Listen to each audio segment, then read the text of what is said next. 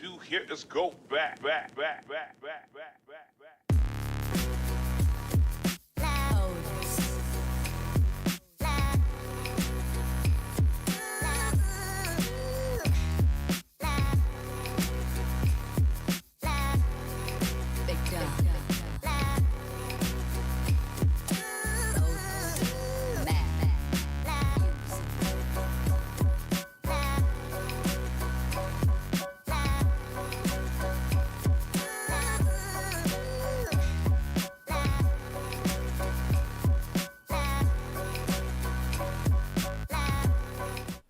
And hopefully we are live.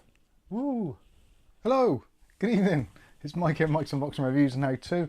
Hopefully everything is working. I'm not too sure if it is. I have some weird things going on.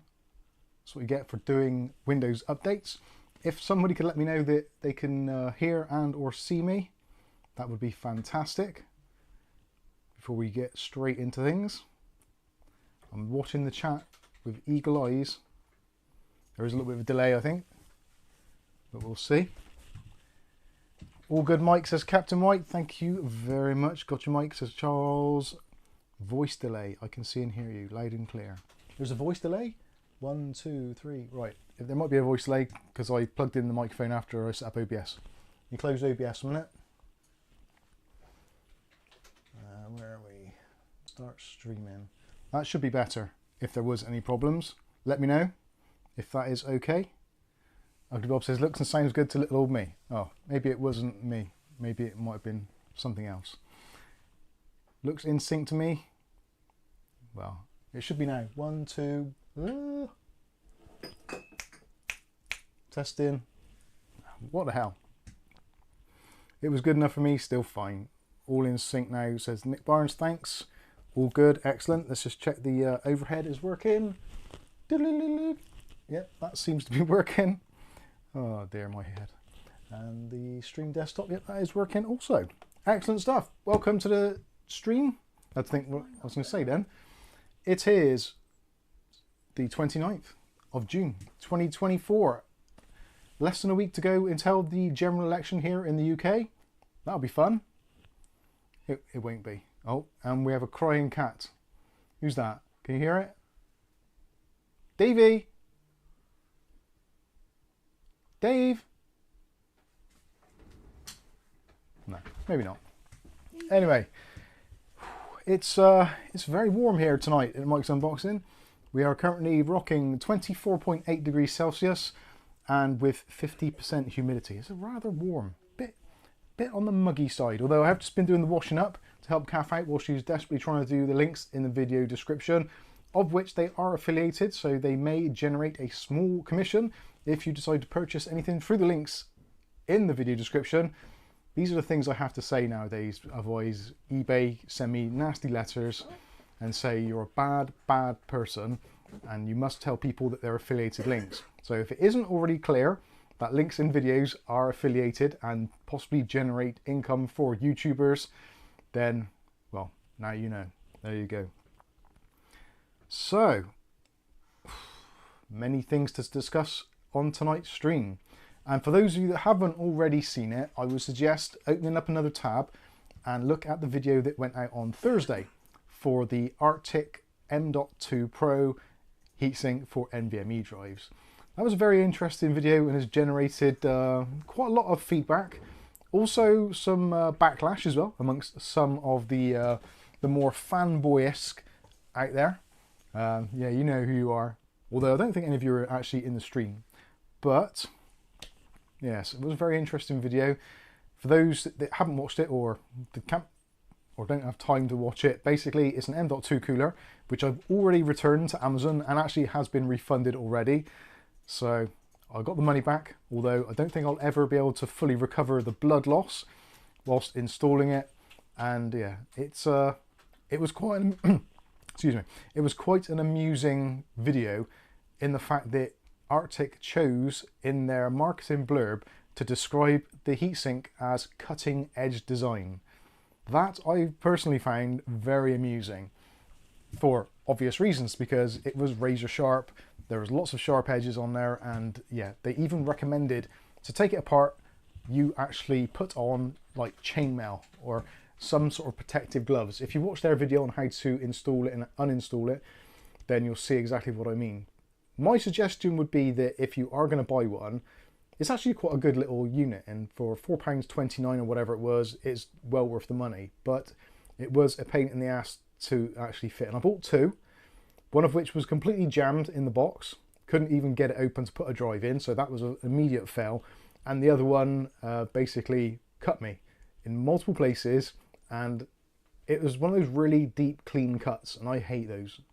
I thought the days of those happening were over, but sadly, that wasn't the case. And I did actually have a, I would say amusing, but it's not really amusing. I had a rather generic legalese type response from Arctic themselves on the video, saying that they welcomed any feedback and were very sorry that it happened and that I was dissatisfied with the whole process.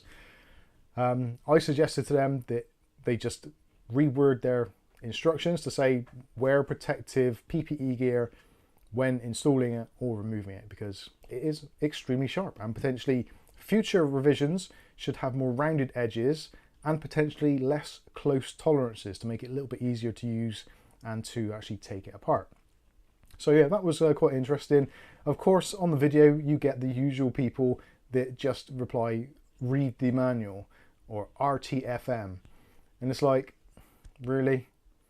Come on, I've been doing this for a little while now. I'm pretty sure I know my way around how to use an M.2 heatsink. Even the cheapo ones on AliExpress, which you'd think would be terrible, which in actual fact have been actually surprisingly better. So yeah, that was that video, and actually that has been possibly the highest viewed video that we've done, possibly even ever, in terms of its initial response. Very, very good viewership on that one, so thank you all of you that actually took the time to click on the video and watch it, and possibly had a laugh or two at my incompetence. It wasn't incompetence, it really wasn't. I did try my best. I've been doing this a while, like I said. Anyway, so yeah, that was that. So yeah, it was an interesting turn of events. I was expecting to have an email, a direct email from Arctic, being that the fact that we've actually worked with them as a kind of partner over a number of years seemed a little bit strange, although not as a partner. Well, not as a partner, but as someone that we've worked with, as a liaison. So if there's been new products come out, they've sent them out to us for review, which has been very good, very grateful for that. But recently I think they've taken a slightly different direction in terms of how they do their PR, how they do, basically how they run the company. It's a very different company now than what it was 5 years ago, in the golden era of things like the esports duo, calves breaking stuff, and that sort of thing. Thank you very much for the £2 super chat, Jason. Much appreciated. He says, welcome back, Ugly Bob. Party, party, party. Yeah, Ugly Bob is back. He is back in the United States of England. Bless your heart. Should we do all the super chats? Actually, let's get all the super chats out of the way and say thank you to those. So first of all, Mick Woods has rejoined as a supporter. Thank you very much, Mick. So Mick now gets early access to the videos, as will you if you decide to become a YouTube channel member. You get early access to the videos, and also you get the ability to use the emojis, emoticons, whatever, the custom emojis in the chat, which no one ever uses until I actually say this, and then people start spamming them in the chat. So if you want to use them, you're more than welcome to. And also you get the VIP rank on our Discord should you wish to use it. Also you can use Patreon as well. You get slightly earlier access on there, but yeah, that's, I don't know why we still do that. We might as well change that. Anyway, moving on. So thank you very much, Mick, for becoming a supporter. Nick also left a £20 super chat as well, and I can't quite see what that says there. I'll have to turn around. He says, good to be back on here. Yeah, we missed you. Me and Kath were saying, and we've said to a couple of other people as well, like, has anyone seen Mick? What happened to Mick? Because you kind of just disappeared for a bit. I'm not sure, was it something I said? Was it something Kath said? So if it's something Kath said, I get medieval on her. I do that for you, Mick. Yeah, whatever it was anyway. If you've had a break or whatever, we're glad you're back. Much appreciated, and thank you for the super chat also. Let's have a chat and we'll heart that one as well. Who else was it? There was another one from Ugly Bob. Ugly Bob has now been a channel member for 33 months. How satanic is that? 3 and 3 is 6. 666, number of the beast. Not Staple Hill Beast, I may add. Some people will get that. Some people won't. Kath will. Kath understands it. There's another super chat there from Ugly Bob. Thank you very much, Ugly Bob. It says, my uncle's a... God, that light is destroying my eyes. My uncle's a lion tamer. When he went bankrupt, they took nearly everything, but at least he's still got his pride. Oh, Ba-boom. I love lions. Good one, Bob. Thank you for the super chat. Much appreciated. Right, we've got 40 quid now. Might as well call it a night. Thanks for watching, everybody. We'll catch you in the next one. I'm only joking. I don't mean that. Was there another super chat, or was that it? I think we did Jason's, didn't we? So... yeah, we're all good. And again, thank you to everyone who's joining us in the stream. Much appreciated. All the usuals, and all the blue spanner moderator types. Bless you. Aletta's in. How you doing, Aletta? You feeling better now?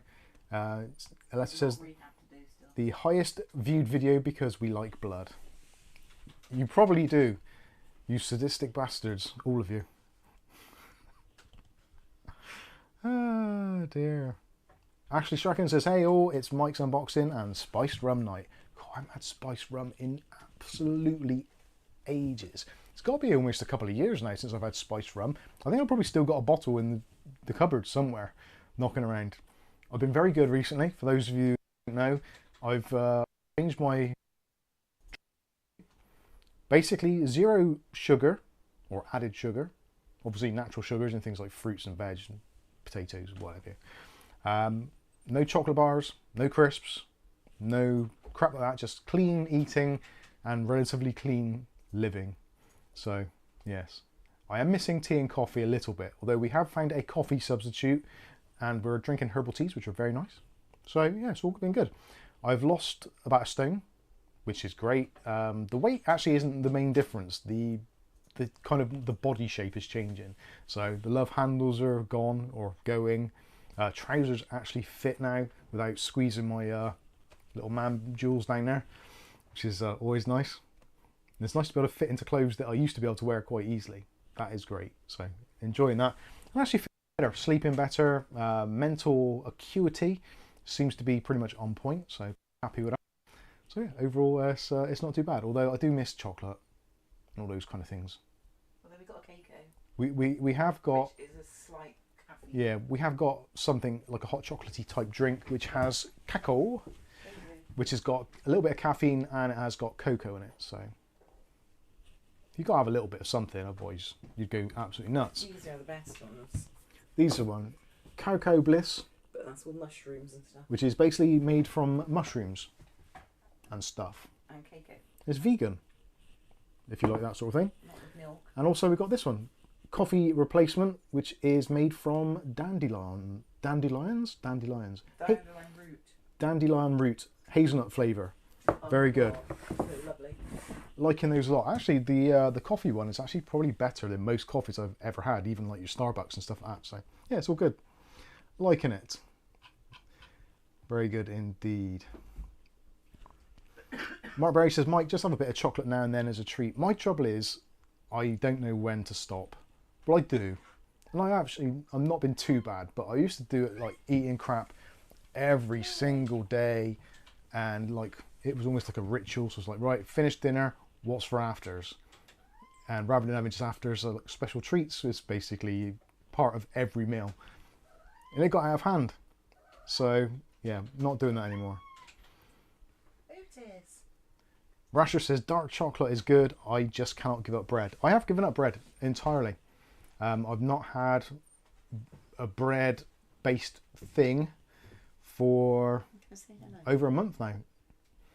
There's Otis. Can you see Otis? There he is. Little Otis. Right, kiddo. He's getting big now. He's got little baubles as well. I have to get those chopped. Oats, what are you doing? Sounds like a Lethal Weapon film. Mike is decaffeinated. I am. Alessa says no bread for over 9 months. Well done. Good stuff. Bread is, I do quite often think there's like, get a loaf of bread, have some Marmite on toast, jam on toast. I do miss toast. And wraps. I used to have a wrap all the time. Good stuff. You weren't no good at wrapping, really. Be fair. Oh dear. Tony Beckett says I can't give up starch. Yeah, I don't think I could give up potatoes. We do have basically like natural potatoes. Natural. From the ground. Peel them, slice them up, chuck them in the air fryer with some herbs and spices, and it's really nice. So it's not then yeah, and the herbs and spices are the ones that Kath has grown in the garden, and no Maui. Not been putting that. Nick Barnes says, "Oh my days, Marmite." Yeah, I do miss Marmite. Wayne Taylor says anything that says healthy diet, fat-free and sugar-free is banned from entering my front door. We're the same, to be honest with you. I don't deliberately, well, I wouldn't buy anything with sweeteners in because I don't, they don't work for me at all. It just makes me worse. The insulin just goes mad. So yeah, we don't do sweeteners, which is a shame because there's some really nice drinks that I do miss, which do contain sweeteners, but hey ho. Dave Aiken says, try and make your own bread. 4 basic ingredients, not the 10 plus you see in the cheap supermarket bread. Dave Aiken. Not a bad idea. My counter's just getting ridiculous. Yeah, we need a bit bigger kitchen for all the appliances. I don't want... Ow! Otis, you can't bite me. Is he drawn blood? Is that 2 of us drawn blood this week? Yeah. Only a little bit under the skin. Otis. It's because he's going for my Q-link and I interrupted his flow. He didn't deliberately bite me. Ashley says he lost over a stone after 6 weeks. Good for you. Harvey Lyndon's in, by the way. Hey, Harvey Lyndon. I didn't see that. Harvey Lyndon. Didn't see it. And Jason was finally been allowed to buy a membership by YouTube. Excellent. Thank you very much for purchasing a membership. It is much appreciated. It is. So, yeah, thanks to everyone in the chat. Thanks for joining. Chris Hartford's just come in, says, sorry all, I'm late. No problem at all.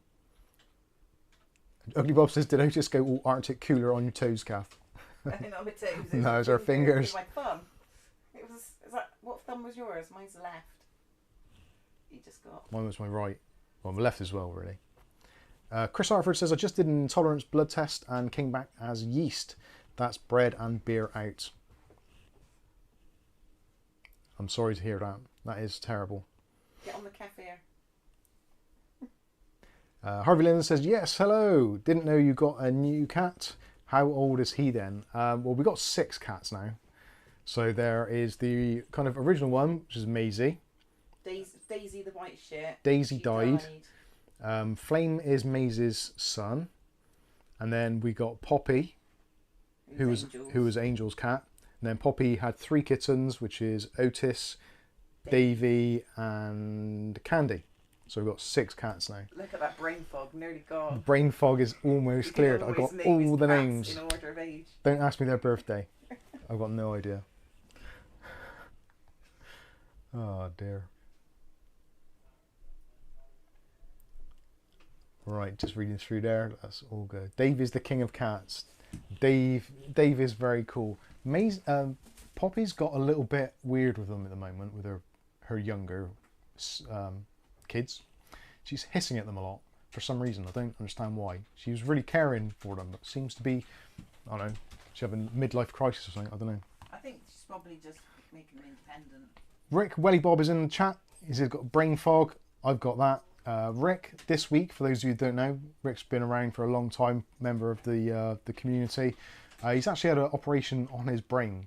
Now, obviously, it's a very small operation because it's his brain. I kid in. It's actually his skull. So I don't know if he wants me to get into too much detail about it, but basically, there was like a kind of like a bulge coming out the top of his head where the skull, I think, was thinning or something. I'm kind of paraphrasing here.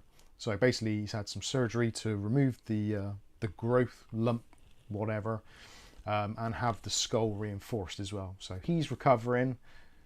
Hopefully, you're going to come through it and be fighting fit when it's all done. So for those of you that are in any way, shape or form religious, or you have some sort of deity or belief, say a little prayer for our man Welly Bob, and also for Aletta and all the others that are having any kind of ailments at the moment. We wish you all very, very well, genuinely do, because we can't afford to lose viewers, so don't you go die on us, okay?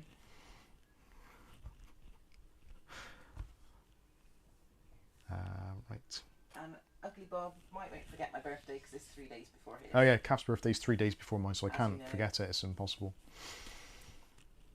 Charles Ballard says he was becoming the new Elephant Man. Yeah, kind of. Ugly Bob says he's going to get out the Q-Link and rub the fudge out of it. We've been doing the same. Rub your Q-Links. Or be like Otis and just chew on Yeah, it Otis just all chews the time. the thing. William Boney says, where is Lucky Man? We have these questions as well. Yeah, where's Do you know Lucky what? Man? In this community, it's obviously people come and go and they have their own lives to lead. Totally understand that. But you get some people who are kind of like around for ages and then they kind of just disappear. And well, I personally, I don't know about Calf, but I often wonder, is it something I've said? Have I offended someone? Have I not answered a question or whatever it is? So if any of you have got to the point where you're pissed off with me because I've said something or I've not answered a question, just let me know. I'll apologise if I need to. We can't afford to lose viewers. We really can't. We don't want to lose viewers. I don't think we have cell We cats love though, you do all. we? We really do. Is that a finish? Slid? I don't know. Somebody asked if we have cell cats here. No, think it's don't a think so. finish. Yes, so yeah, that's where we are. And can you say bottle of water? Bottle of water. Thank you. Why? Somebody asked for you to say it. So yeah, we don't know where Lucky Man is. Hopefully he's doing okay. Lucky Man, his username is possibly the worst choice of username that anyone's ever had ever. So yeah, he's had a real bad string of bad luck, like years of it in a row.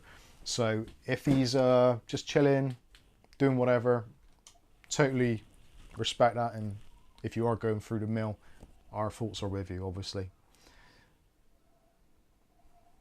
Ashley says, Mike, you was a bad man. Rusher coming with a super chat. Bloody hell. Rusher with the €50. Thank you very much. Says, I can't see an end. I have no control and I don't think there's an escape. I don't even have a home anymore. It's time for a new keyboard. I was getting really worried then. I was like, oh my God, he sounds like suicidal, depressed, and now he's lost his home. What the? And then he just needs a new keyboard because his home keys disappeared. Talking of keyboards, actually, very interesting stuff. My voice is going again. Very interesting stuff. We have a new company come on board, wants to do some work with us. I'll tell you who it is after I've had a slurp.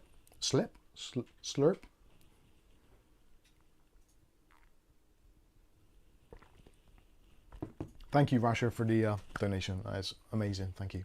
I better click on the heart button. Thank you.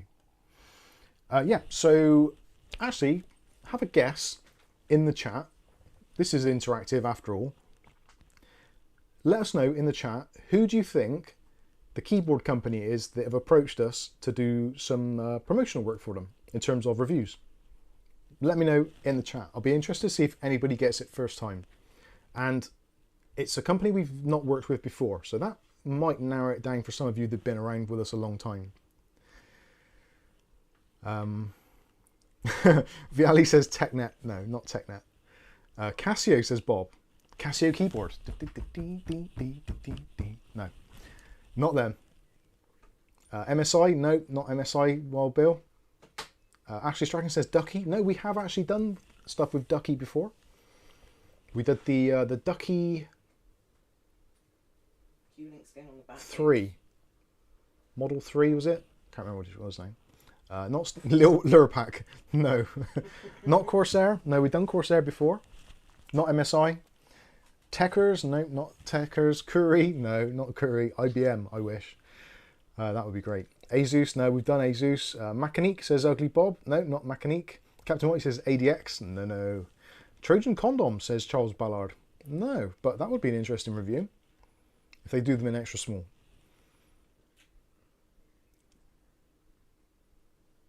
hungry. No, Razer. Someone's actually guessed it already. Not Thermalright. No, we've done them before, William.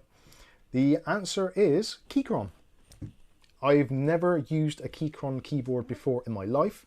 They are highly respected in the community, and been one of those brands which I've always looked at on the periphery because they've always been a little bit on the pricey side, at least for a skinflint like me.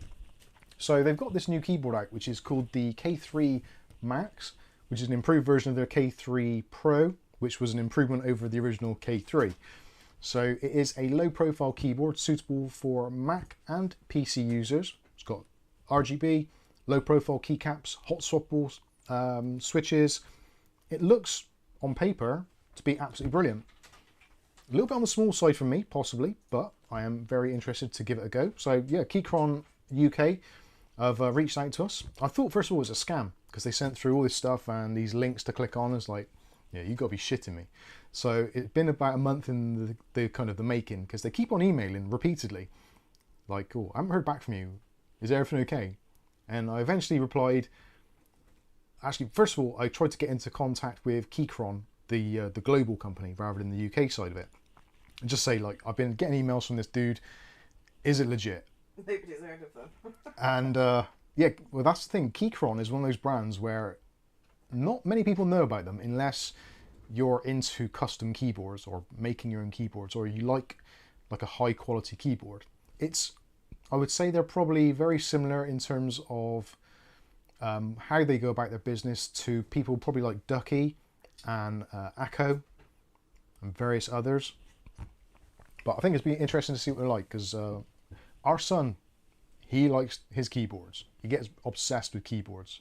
So he's had Keychron for the last 2 decks he's had. So the fact that he had one, then bought another one, I assume that means it's a good gear. And they seem to be very popular, at least amongst the custom keyboard community. That's easy for me to say. So we'll be having that coming through very shortly. So that'll be interesting to see what they're like, and you never know, might be of interest. I'm always up for looking at keyboards because with keyboards, it's a really personalised thing. And with a keyboard, it's nice to have them customizable so you can make it your keyboard. I guess ultimately that's what it's all like. Very much like buying a car, you make it your own. So yeah, we'll be taking a look at that. That is going to be very cool. So yeah, actually I reached out to them, eventually got to, I said, like, is this guy legit? Eventually they said, oh yeah, he's from our UK subsidiary, because they've obviously, like most companies these days, they have like a global version, then they have a UK version, a Europe version, for like the Emirates and Asia and what have you. So yeah, they said, yeah, he's legit. So I replied back saying, yes, please, I would like to have a Keychron keyboard. Please make it so. So it's being shipped, should be with us very shortly. And there will be some discount codes available for anyone who's interested. And it will coincide with Amazon Prime Day or Amazon Prime Days. So there's going to be some significant discounts and hopefully some additional discounts using our discount code. But yeah, we'll see what it goes like. Hopefully they're good.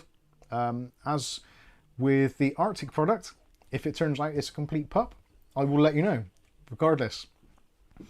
And actually, I will say, I'm pretty sure I have now burnt my bridge with Arctic entirely. I cannot see them sending me any more review samples ever. I think that's it now. I think I'm on the naughty list, which is my my badge of honor. I think there's 3 companies I'm on the naughty list with now. So it's interesting to see. Can you name them? Can I name them? Well, Arctic is one. Actually, I shouldn't name the other 2. No, okay. Not yet. Because I'm not entirely sure if I am on the naughty list, but sometimes when you deal with these people, it goes very, very quiet, especially if you do some kind of, not necessarily bad reviews, but reviews that aren't overly glowing for some products. And I'm only going to say it as it is. Ultimately, I work for you lot out there watching. I don't work for myself. I don't work for the companies that send us this stuff. We work for you, because without the viewers, then we don't have a channel. And that is something which has always been very, very prominent in my mind. Which is why actually there's been quite a few brands who've just turned around and said, no, we're not interested, because don't want to go down that route of promoting a product which is either high end and not really for our target audience. So it's actually difficult with some things. Anyway, moving on from that. Aletta says, Mike honest to a fault. That's why we like him. Well, I try. I don't consider myself a YouTuber, and I don't consider myself being someone in any authority. All I consider myself to be is basically the same as you lot out there. And if I get something, I try it. If it doesn't work for me, then I will relay that information, because I think that's the fairest way of doing it. And hopefully people realise that, yes, I may not have the most accurate testing data in the world, but my opinions are my own and they're honest, if nothing else. And we've managed to get over, well, almost 120,000 subscribers over the period that we've been doing this, so clearly we're doing something right. But some of it isn't to the liking of some of our channel kind of, not supporters, but just basically the companies we work with. So are those keyboards low profile, Wild Bill asked? The keyboards, the K3 Max is low profile. I just noticed there's another man after my own heart there in the chat, Kerry Holzman. Welcome to the chat, Kerry. And he says 100%. I've said this before, Kerry said it as well in his streams. We do work in very, very similar ways.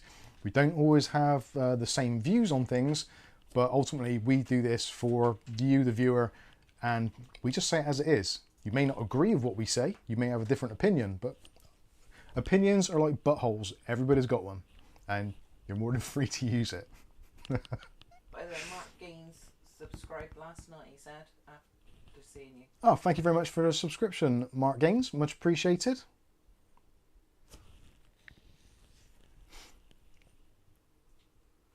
Kerry says Zodiac is Cancer.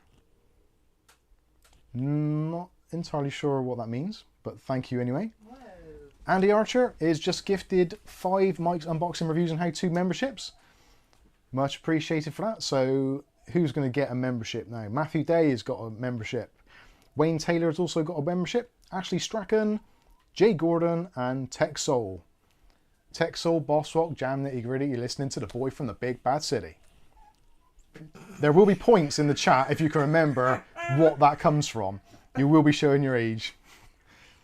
Oh, Kerry says I was asked what in the chat what my zodiac sign was. Okay, thanks. I was kind of concerned then maybe you'd had like too much medication or something and you're just saying things.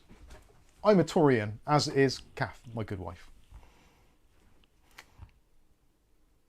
Ugly Bob straight in with our Beats International dub, Be Good to Me. What an absolute banger of a tune. I think that was 1988. I had hair then. Big, thick, bushy hair. Honestly. It was like my eyebrows just all over my head. No, it just fell off your head into your eyebrows. Right, well, seeing as we're doing the zodiacs, let us know in the chat what your star signs are. Lindy Layton used to be in Grange Hill. Didn't know that. Who? Lindy Layton. Who's that? She was the featuring artist on the Beats International dub, Be Good to Me. She was the one who sang it. Oh, never heard of him. O'Reilly says, I vaguely remember the words. That's an age thing. Vaguely remembering things. So we've got some Virgos, some Scorpios. Atomic Sub says, what did I miss? Nothing. We're talking about star signs. Then come on, please let there be some Taurians in the house. 0 defects. Yes. Representing Taurus. Thank you. Thank you, Andy Archer. You're my number one guy. Actually, that's a good one. Name the film that phrase come from. And it was said a number of times by 2 different actors in the same film. I would try and do the voice of the actor who did it, but it's very difficult for me to do. But there will be points if anyone can say that. So, you are my number one guy. I almost did it. Were you trying to be Trump? No, I wasn't President Trump. Sorry, former President Trump. I was skipping ahead of time there. I get it, yeah. Charles Ballard says, give us the phrase again, please. Well, hopefully you got it. Charles Ballard, get in there with your Batman. Batman 1989. Yeah, 1989. You're absolutely right. I think Batman was actually released in 1988, but in the USA, and it didn't come out in the UK until 1990. oh, basically the year after, because I think it came out in the winter in America and after in the UK. I might be wrong with that. Ugly Bob says, oh no, it was the boss of the Joker. Well, they actually both said it. It was, I can't remember the actor's name. Was it Jack Palance? Yeah, Jack Palance was the one who said it originally to Jack Nicholson. And then after Jack Nicholson killed him, he then took on that mantle when he was talking to his people. But I think he did it as a piss take. Jack Palance, that's the dude, Batman, yes. No, it was June of '89, Charles Ballard says. Okay. I'll go. All I remember was I just finished school.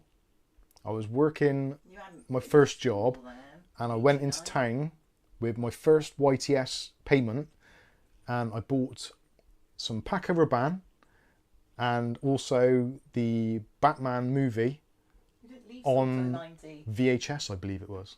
So it would have been out on video. Well, that's what I'm sure it was. It was on. Yeah, it must have been. It came out on DVD in 1990. Yeah, that makes more sense. Yeah, that makes more sense. Or even video. We are getting so off topic here. here. You would have had DVD, would you, back in '89? No, 90? no, it would have been VHS. Wouldn't have been Betamax, would it? But no, would it have been DVD? No, it couldn't have been DVD. No, it was on. Have CD, did we? Yeah, Did I buy you that CD player? That was just rubbish. It was on. It was on VHS. It was fine if you just put it down still, but it was meant to be a portable one, wasn't it? It was oh dear. Ugly Bob says 1989. I was working as a waitress in a cocktail bar. That much is true. Jay Rich says when I met you. Very good. Paco Rabanne and Chorus back in the day. Jazz, wasn't it? Yeah. Well, yeah. Jazz was a little bit later. That was like. Actually, no, it was earlier, wasn't it? That was mid-80s jazz. Into the 90s. Fahrenheit. Have to wear. Fahrenheit's awesome. Right. Anyway, that's enough reminiscence. Let's take a look at some of the stuff we've got on the desk here, because that is what the stream was meant to be about before we went completely off topic, as we generally tend to do. But this is a chilled out stream. That's what you guys come here for, so we love it. So there's something on here which potentially might start a fire, and I've just thought actually. A few days already asked what you're doing with it. Yeah, I should have actually thought ahead and bought a fire extinguisher, because we don't actually have one. I could always use Calf's ashtray and just chuck ash on the fire. That probably will put it out. Maybe, I don't know. Yeah, but it's 42 quid on Amazon, so... This power supply is an SFX power supply. And for anybody who's into small form factor builds will know that SFX power supplies cost an absolute fortune. Literally an absolute fortune. They're ridiculously expensive. So I actually saw this as a deal on CCL here in the UK. Calf has kindly put some links for that in the video description, of which we do get a small kickback. Yeah, Calf didn't want to, but did it anyway, and I was a bit unsure myself. So this is a 300 watt SFX power supply, which is 80 plus bronze. Without clicking on the link, how much do you think this cost? Oh yeah, that's true. It's in. And on the title. This cost £11. £11 and 97 pence, I think it was. 99, sorry, 11.99. So £11.99 for a power supply. So I will definitely be using the Thermalright power supply tester on this beforehand. Potentially I might get some sand, just in case. Where are you getting but sand from? I don't know. And I just realised actually this is part of the GS range, which are not generally good, or is it the GF? GS. 300. GS. This has got active power correction, so it shouldn't be too bad. It's 80 plus rated. Oh, it's the typing. It might be alright. We'll see. But for £12, if you're into small form factor builds, you'll know that for... Oh, we got loads of baking soda. It's ridiculous how expensive these are. I think the normal price for this is somewhere about £40. So it's actually on offer at the moment for $11.99, which I think at that kind of price, it's hard to give up. And the fact that we've got the 3D printer now, and I will be printing ITX mini enclosures, this potentially could be very good for a system which doesn't have a graphics card, because it's 300 watts. Realistically, you're not going to get an APU type processor which is going to draw 300 watts. And if it's an ITX system, the motherboard isn't going to be drawing a lot either. So I think this is actually a very cool thing to buy, and I'm almost considering buying another one or two, just in case. Thank you very much, Jason. Take care. We'll see you later. So yeah, this is an interesting one. Let's have a quick look and see what it's all about, because I'm sure this is either the deal of the century or it's a huge mistake. I'm not too sure which one it is. So let's. Happy Days beating me. He has a PSU I paid £3 for out of charity shop. £3. Actually, let's take a look on the back first of all. So GameMax 80. The name, obviously, GameMax doesn't inspire a huge amount of confidence. And actually, I should probably say, for those of you that are still here listening, GameMax, I think, are one of the companies which aren't very happy with me these days. So GameMax have gone very, very quiet. But anyway, but I'm still buying their stuff and reviewing stuff, so whatever, I don't care. Anyway, so what are the voltages or wattages? So it says here the GS300 is a 24-pin main. It's got a 4. Is that a 4 or an 8? It might have an 8. I'll have to have a look at that. It's got a peripheral connector, so a Molex, 3 SATAs, and a PCIe connector. I can't believe it's got a PCIe connector. Let's have a look at this thing. This is going to be hilarious. It's actually very small. That is exactly what she said. So it comes with a... at the end of this product's serviceable life, do not dispose with household waste. Okay, that doesn't sound particularly enthralling. Got a user manual. Wonder if it says anything about fire extinguishers. Nope, just tells you where the plugs go. No mention of fire extinguishers at all. So that's good. Baking soda, we got loads of them. Baking soda, okay. So let's see if it actually states any of the amperages on the label. Oh, it has got a label on the side. How exciting.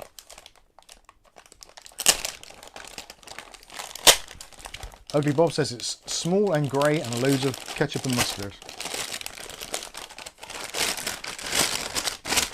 And a very rustly bit of packaging there. So, let's see if we can zoom in on said thing, because you're never going to see that.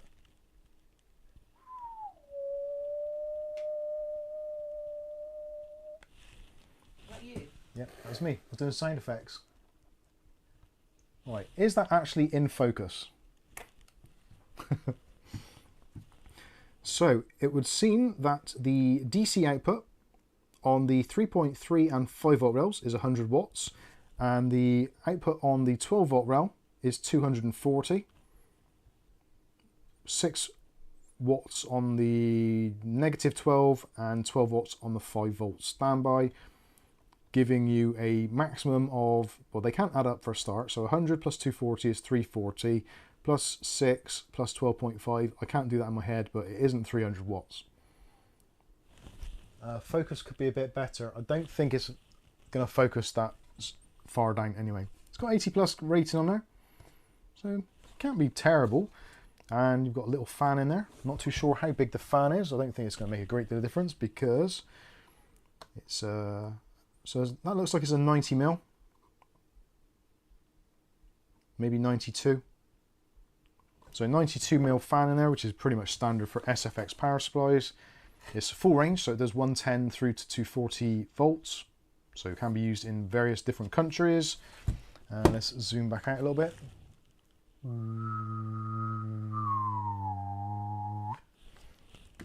That'll do. So it comes with a tie wrap. Nice. The cables are nice and short as well, which is quite handy for little mini ITX builds. And this is very tangled, very ketchup and mustardy, but it's £12.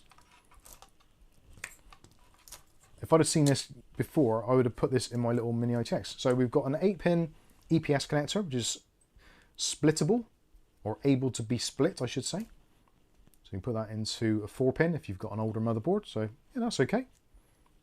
8-pin power connector, nice. Molded 24-pin, oh actually no, that's a slide off, so you can take it off as well. And you've got the 3 SATAs and a single Molex, and believe it or not, there is actually a PCIe 8-pin for your graphics card, or you can slot that off the end and make it into a 4-pin. I didn't think it was going to have a PCIe connector, so potentially I could actually still use that in my with my 4060 in the Intel box. That would be an interesting one. O'Reilly says, I would rather pay for a semi or full modular version if one was available. Yes. Andy Archer says, does it come with its own smoke generator? That is a very, very good question. Reminds me of hot dogs. Rasher, that's very naughty. Thank you very much. Rasher's 50 things still on there. So, there we go. There is the PSU of Doom. I'm actually interested to see what the capacitors are inside. Let's open it up and have a look before we actually put any power through it, and see if there's any telltale signs that this might be a fire starter.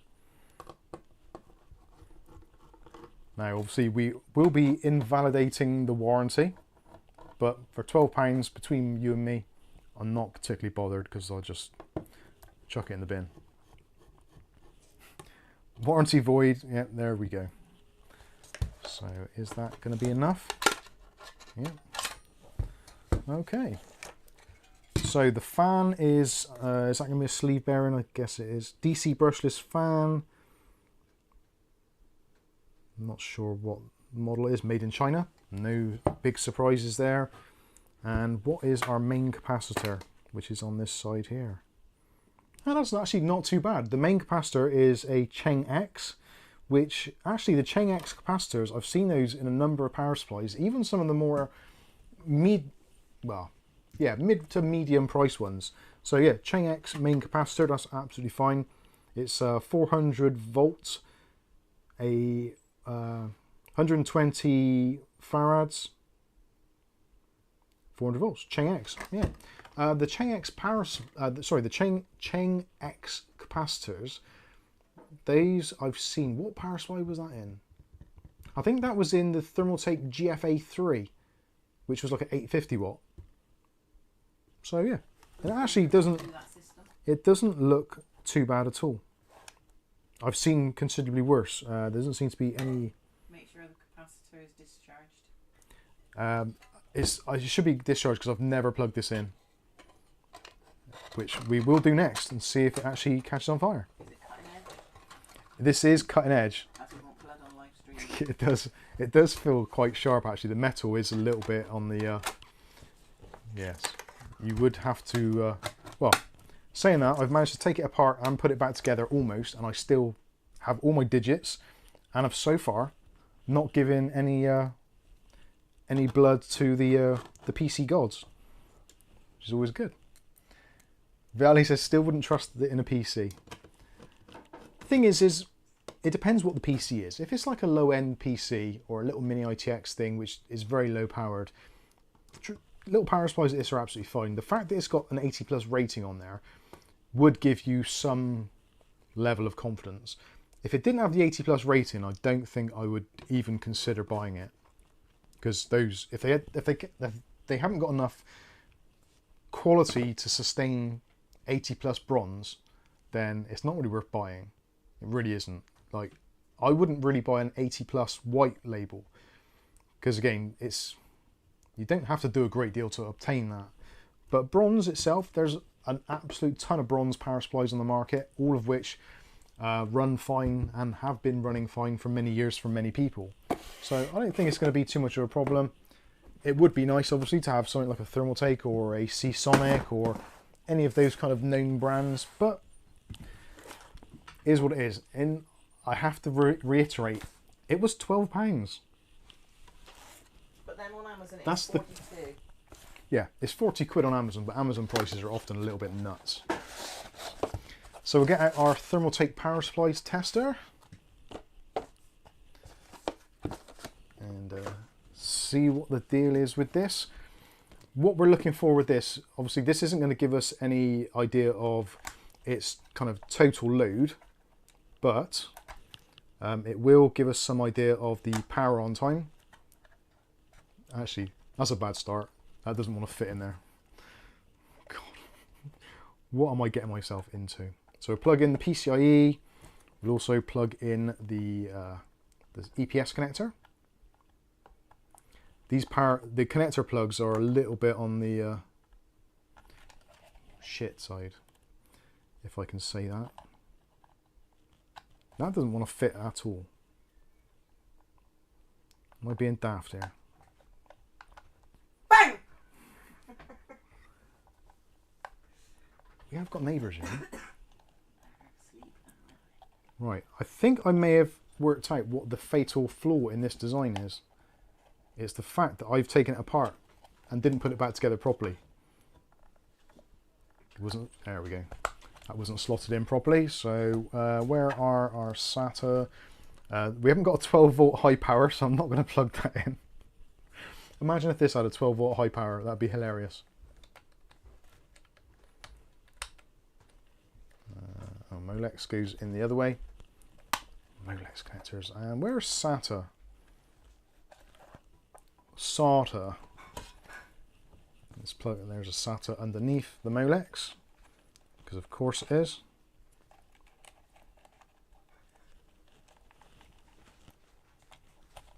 There we go. Everything is connected up. So it's been nice knowing you all. It didn't blow up. So this is actually very cool because the 5 volt standby actually powers this thing. So press it and it turns on the power supply. And the fans go in. It's actually quite quiet. So we have got 12.3 volts on the 12 volt rail. Got 5.16 on the 5 volt. 3.43 on the 3.3. That's a little bit on the high side. And we got 5.17 on the standby. And the power good signal is 257.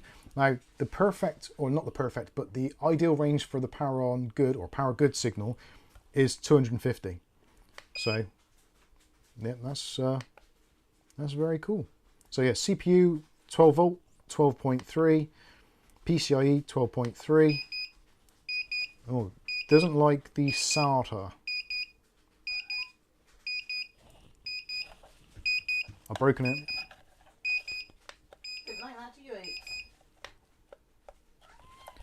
No. Molex 5 volts, 12 volts as well. So is the SATA broken?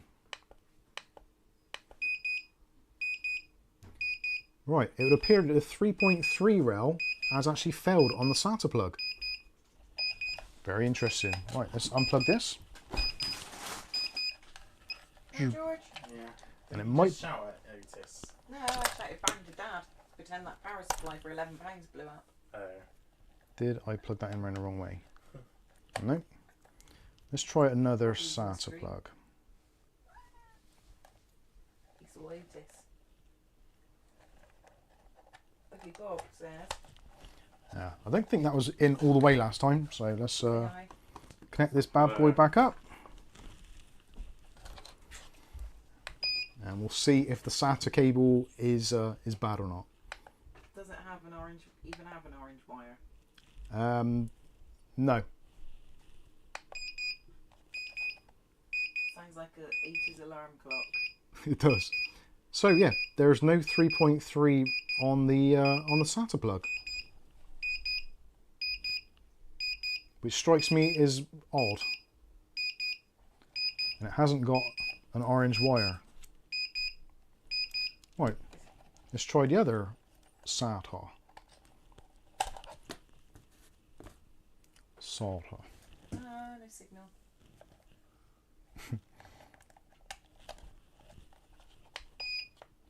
We'll try that again. J. Rose says had same issue with TT Smart 700 watt power surge deleted 3.3 rail.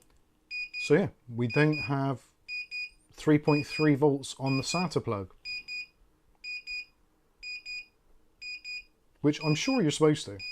Someone might want to look that up for me.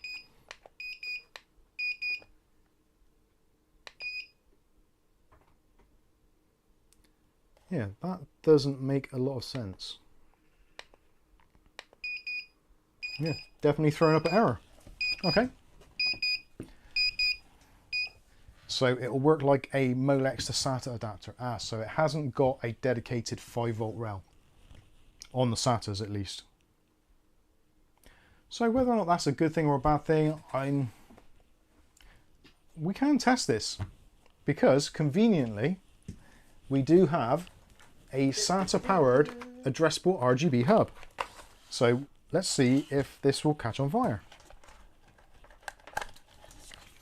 It shouldn't do.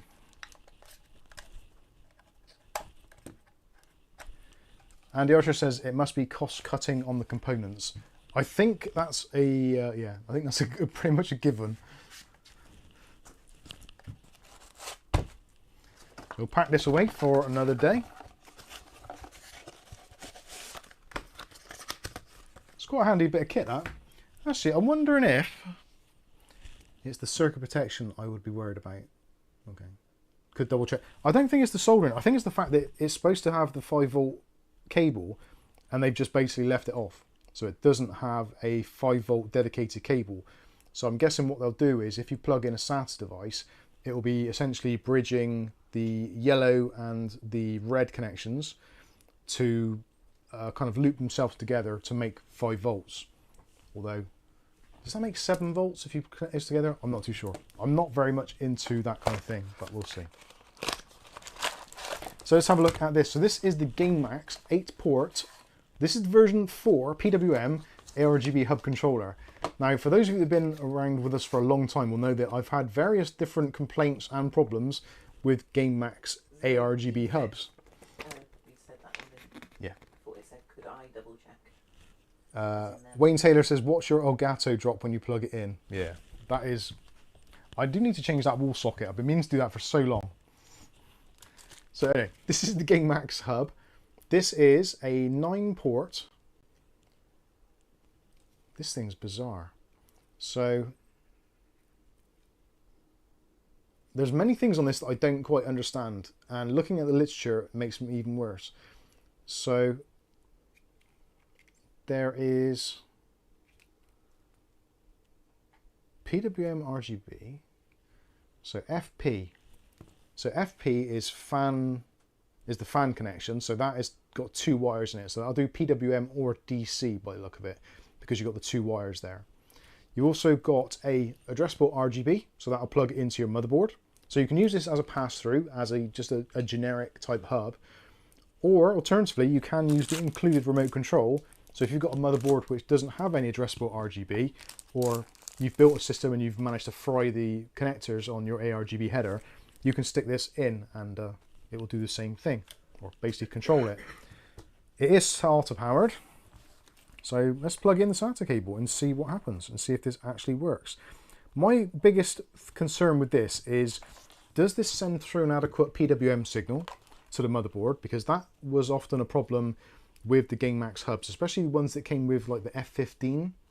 Those of you that have bought an F15 case, you'll probably know what I mean, that the fan response wasn't always stellar. But being that that's got the 2 wires in it rather than just the 1, I do have some form of hope. Now we have actually got some very interesting bit of kit here sent by Andy Archer, which is something which RGB lovers will love. If I can find it, there we go. So this is the, whatever that says. These are essentially covers for your AIO. So if you've got like an AIO tube there and it's the wrong color for your build, well, don't worry about that, because we have silicon based covers. So this has essentially an addressable RGB strip running down the length of it, and this tube is split, and you just put this over your AIO tubes and it turns them magically into either white or black, depending on which version you get, but also, more importantly, adds ARGB. And I wanted to see how this works. So just a standard 3-pin 5-volt addressable RGB. And yes, one of these on the hub is actually color-coded red. So that is like the primary one for sending the fan signal back to your motherboard. So I'm going to use one which is completely away from that. This doesn't inspire me with a whole lot of confidence, I'll be completely honest with you. And I do need an adapter now to go on the end of the power supply to short it. we'll just see if it does what it's supposed to do, which the essence of it is an RGB hub. That is all it needs to do, but whether or not the 5 volts is going to work, I don't know. This could just all go bang. Bang! God, Jesus Christ. Well, don't do that. So there we go. That is a, well, that's supposed to be white. It's kind of whitish. And if you're into having these kind of hubs in your PC case stuck somewhere, which is metal, you can do, because there's a big slab of magnet on the back. So you can attach it to your case in pretty much anywhere you want to without having to worry about using adhesive, which is kind of nice. I like that. You guys know me, I'm a sucker for RGB stuff. And the power supply hasn't caught on fire, and the SATA seems to be working, so Unlike the Elgato. that is pretty good. Yeah, the Elgato has already kicked out. So this is, in theory, has got a like a battery, well, not a battery, but it's got like a circuit in it to remember what the last setting was, so you don't have to get your remote control every time and actually change it. So we can change colours. So we've got red, green, blue, yellow, warmer yellow, orange, gigabyte orange. Maybe that's gigabyte orange. Matthew Day says the price has gone up, but Richard says it's showing $11.99 because he clicked on our link. Oh, right. Yeah, it should be $11.99 on CCL. Check our link works if it's not. Matthew says CCL. He must have been clicking on the Amazon one. Ah, okay. Oh, actually, Matthew, I should ask as well. Did you get your SATA? Was it SATA? No. Did you get your NVMe drive or whatever it was today? It said it'd been delivered. Anyway, so cool blue, darker blue, almost. That's borderline purple, I would say. Then we got pink. That looks terrible, doesn't it? Big. On the bottle opener for the other hand. Yeah. Then we have the green, which looks. So we've got kind of puke green, or Nvidia green, and then you've got like a pale green, and then back to white. So yeah, it does what it's supposed to do, and you have got adjustable brightness. So you can go through and reduce the brightness somewhat if you want to. And there is an off button, and then there is a on button, and there's also an auto button. So you press auto, and then it will go into kind of like a circle of various different RGB effects. And actually, I think that looks quite cool. You'd have to let me know in the comments what you think about it. But I actually think this looks pretty neat. Again, if you don't have adjustable RGB, or you have the wrong colour tubes on your AIO, then yeah, it could be good. Mike's a Jedi.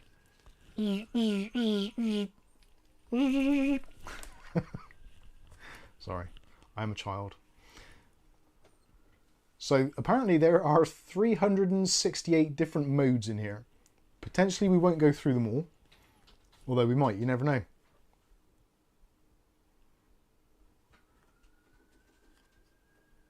John Sullivan's in the house. How you doing, John?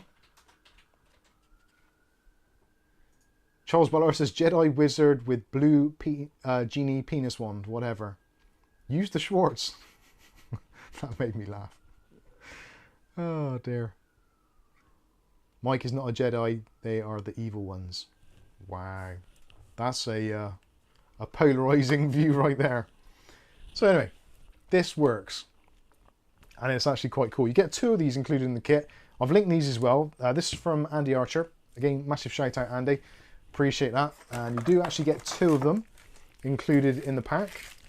And I think these are somewhere in the region of about, well, I think AliExpress do them for about 11 to 15 pounds, depending on kind of when you're ordering. They're also on Amazon in the US for about $20, and various other places. I tried to put some links in the description which kind of matched what, oh, for God's sake. There we go. I tried to put a description there which kind of, they look like they're the same ones. Whether or not they're the exact same ones, I honestly don't know. I can't imagine there's that many people or that many companies that make these, and if they do, I'd imagine they just rebrand them anyway. So There we go. Now we've got 2 of them. So you can go absolutely nuts with them. And if you've got very long tubes, you could do that. There's actually some quite interesting colour patterns on here. I'm not too sure how well they're coming out on the camera. Can you turn the light off a sec, Kath? Sorry. I think we need batteries on that thing. So yeah, I'm not sure. It's actually a really nice vivid colour that's coming out of this. But I can't tell if you can see it or not. But yeah, it's it is Glastonbury after all.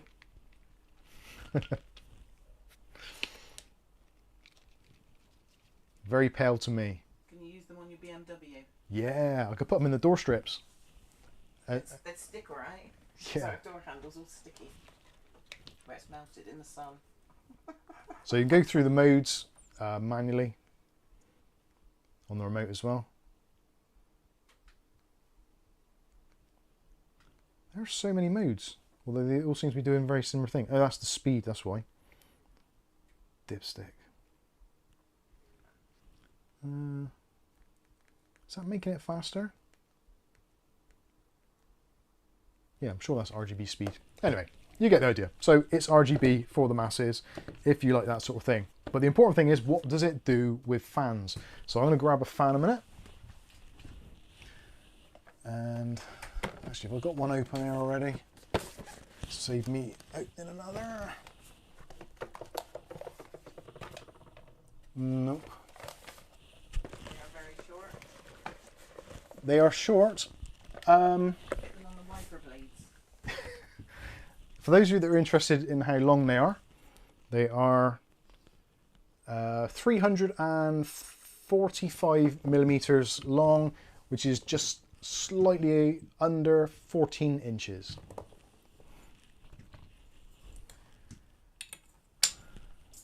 Right, let's grab ourselves a fan and see if we actually have proper fan. Oh, I've broken the box. Oh, these are brand new. I've never opened these. Let's grab another set.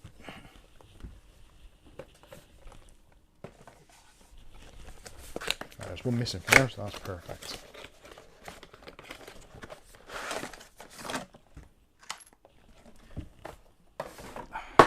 We've got lots of boxes here.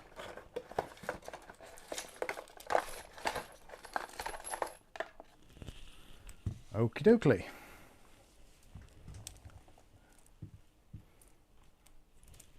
Some very unusual colours going on here. Alessa says, I don't have Disney, they're evil as well. Disney have ruined Star Wars, I think. It's still enjoyable to some extent if you you like the whole Star Wars lore, all that kind of stuff. But I don't think they've done any real favours for the fans. Sorry, I'll get my coat.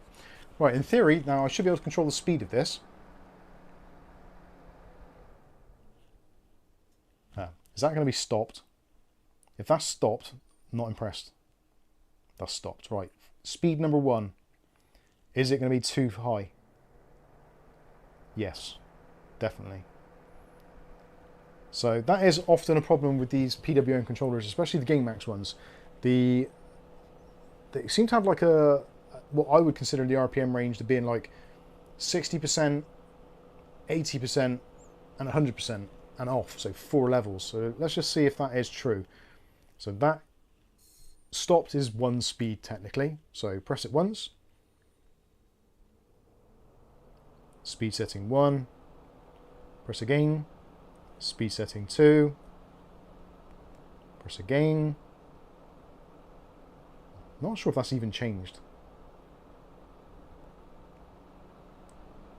That's another one.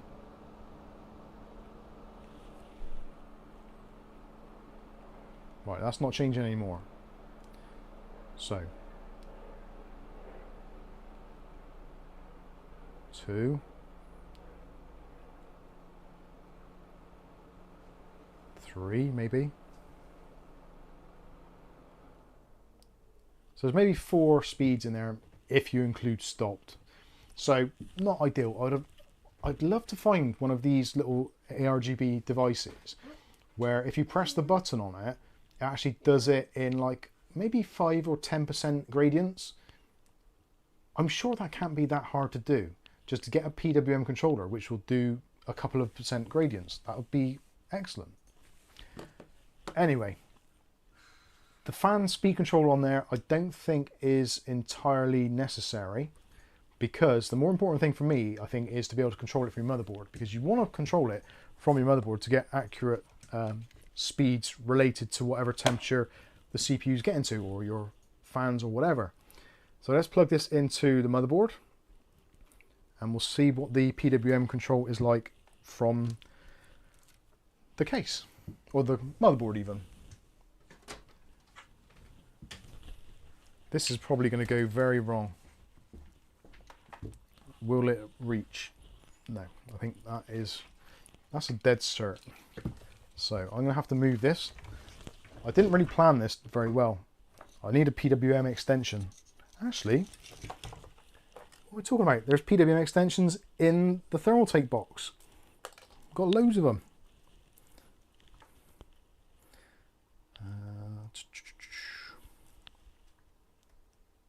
Why didn't I think of this earlier?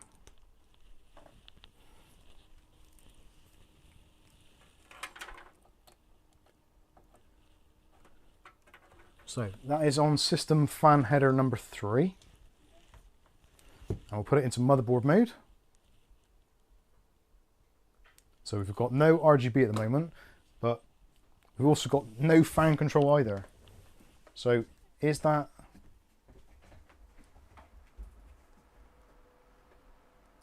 Right, RGB off. Now let's see if this gives a signal to our MSI sensor.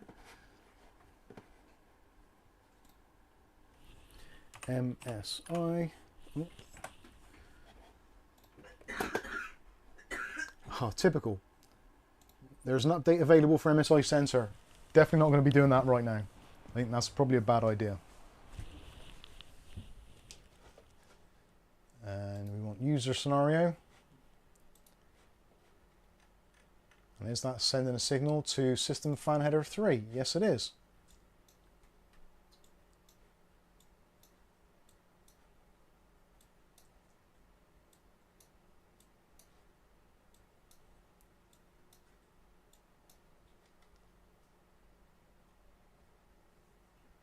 Right, that doesn't seem to be dropping RPM at all.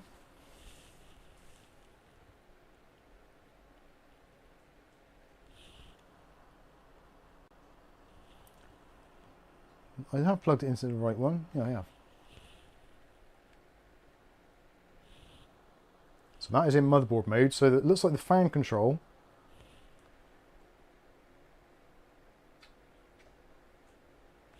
Have I got to press and hold it or something?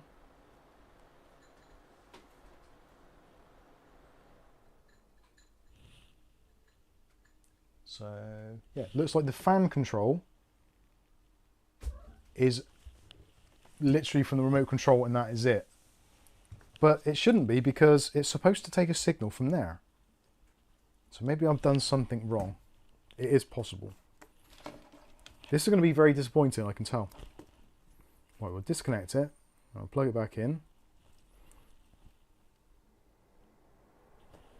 So now it's just doing, I don't know what it thinks it's doing. So it is sending a fan signal, but it seems to be sending it like very high. That should be, well, spinning much slower.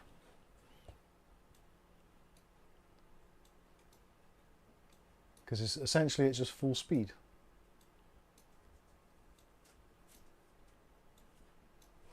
Oh, come on, move, you swine. There we go.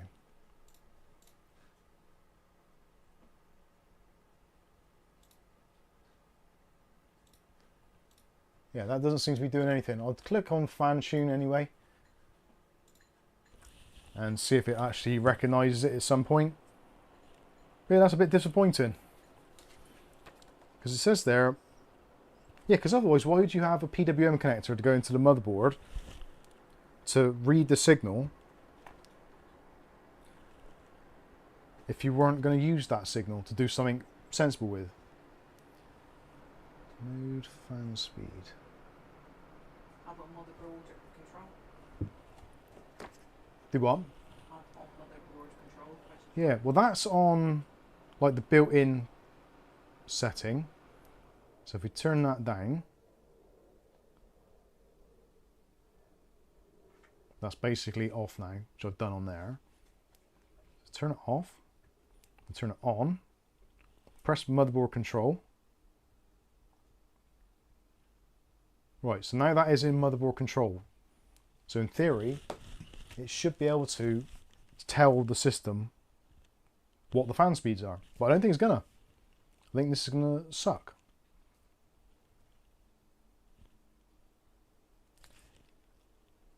I was gonna put in the video description or the thumbnail, can GameMax manage to screw this up? And actually I did in the title, didn't I? Will GameMax mess this up? Looks like they have. Yeah, on motherboard sync mode. So that's in the normal mode. Press that, motherboard sync. But that doesn't do anything to the fan at all, which it's meant to. And it's definitely sending a signal because it's reading a signal on there.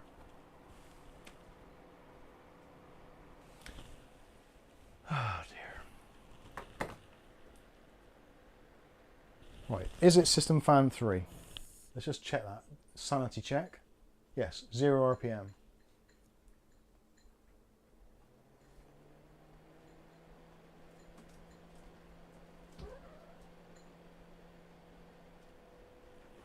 And yeah, that doesn't seem to make any difference at all. What is it, 8? What a sack of crap. They're all bright lines.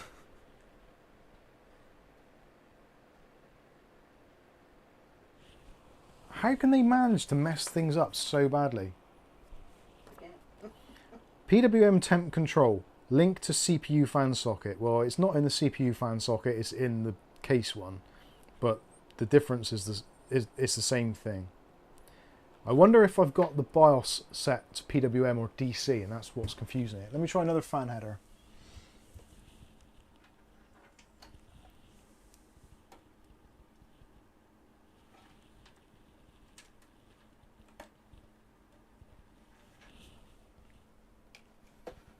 So now we should be on system fan 4, smart fan.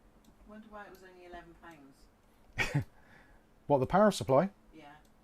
I don't know.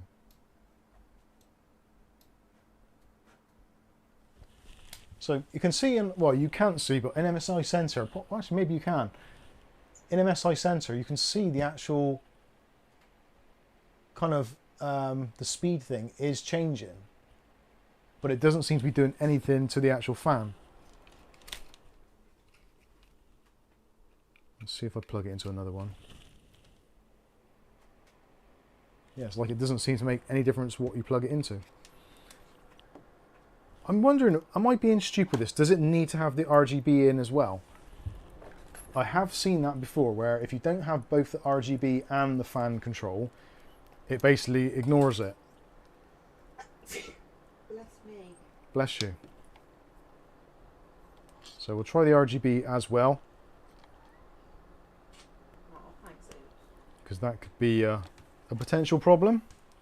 Live fault finding. Gotta love it. What's it, baby? Oh.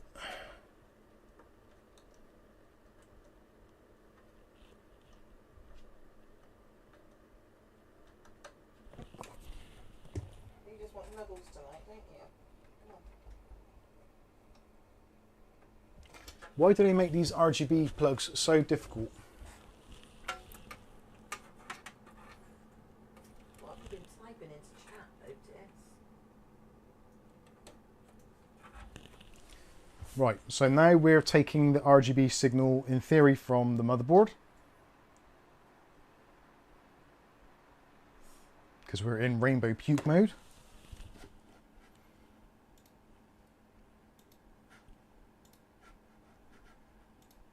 Where are we? Mystic light.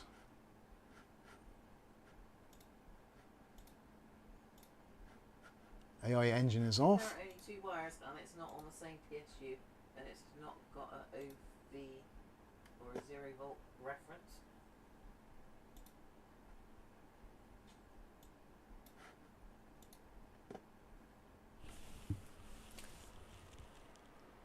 Right, I've set this purple, so we know this is definitely on the motherboard. So disconnect, Do you like purple lights? reconnect, and yeah, that's the stock one. So why on earth would you have a PWM signal if it doesn't actually use that PWM signal for anything like sensible?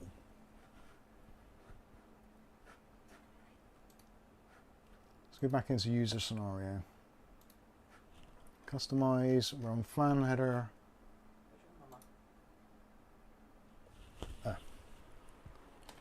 Because I'm not plugged in there, am I? That is the primary. I'm just having a bit of a sanity check here because it says you've got to plug it into the red one because that is the sense pin. But that doesn't seem to be doing anything. But weirdly, on the screen, it's showing that it's down. Like it's moving, it's changing. Is the fan plugged into the red port? It is now.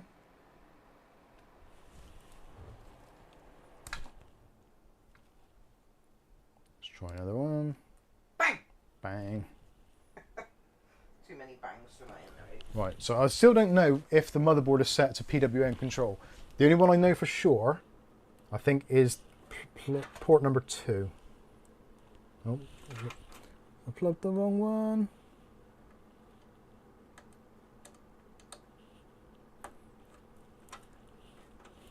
Is it RGB yet? This is where I'm going to end up falling out with GameMax again, isn't it, I think?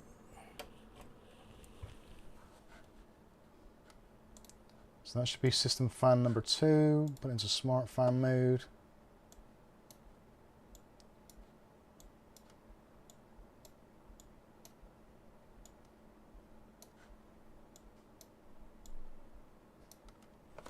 Right, so yeah, basically it's kind of useless. It doesn't work. Which, it's a GameMax product, so if I change that, that goes to 0. Which is, it's reading the fact it's 0, it says it's 0. Put it into speed number 1. But it shouldn't be speed number 1, it should just be, I wonder what auto does. No.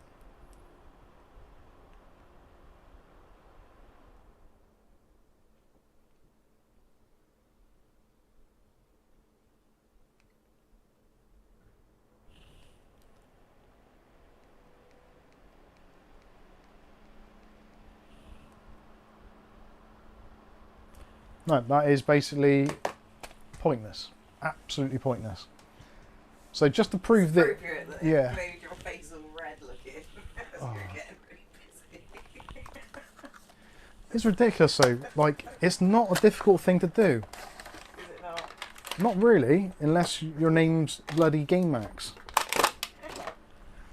They do make some absolute shit. They really do. I hate to say it, because some of the stuff's been alright, but it just frustrates me how the amount of people that are probably going to end up buying this and going, well, why are my fans not being controlled properly? And it's like, well, because you bought a piece of shit.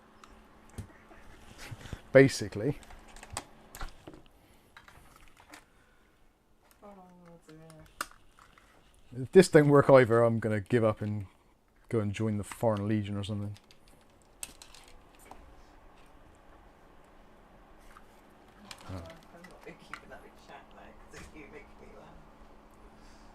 Alright, he says, I love you, Mike. Thank you very much.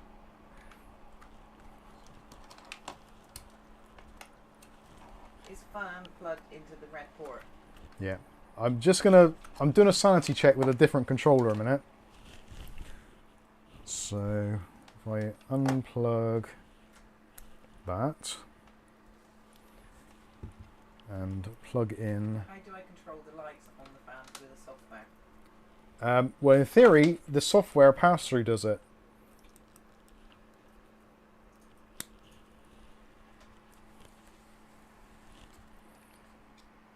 Which one's plugged in? Right, there's not doing it on here either.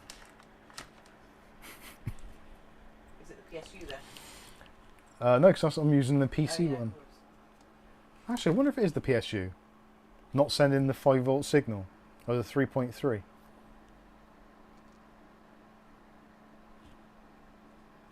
Could it be the power supply? It could be. O'Reilly's put £10 super chat. Thank you. Says, I love your honesty, keeping it real. I'm trying to.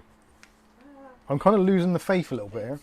Weirdly, that RGB, because I've got it plugged into there, is still passing through some RGB to there. I don't know what's going on. Please, just... Thank you for the super chat.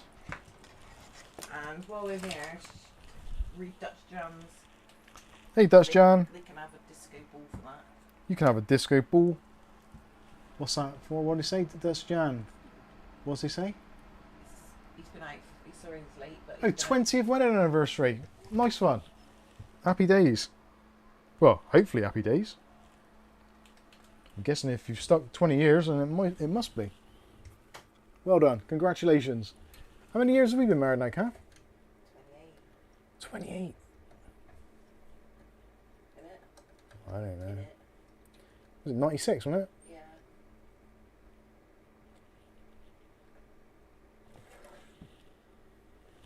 I hate RGB connectors.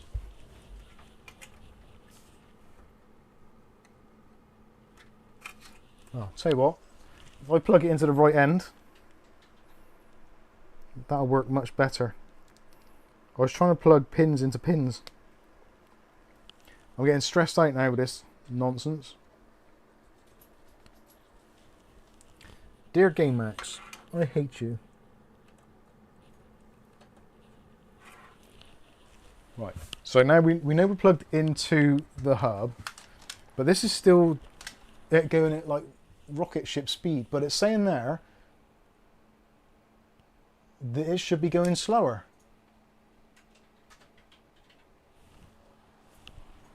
Right, I'm going to try another power supply. I can't imagine for any reason that it would be the power supply doing this, but in the fairness of testing, never say never.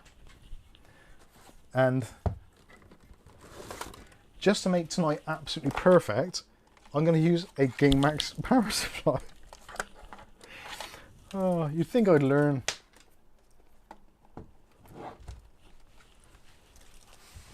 So, SATA power, please.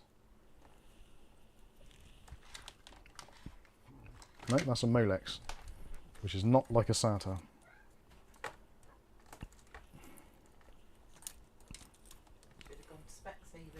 Should have gone to somewhere else.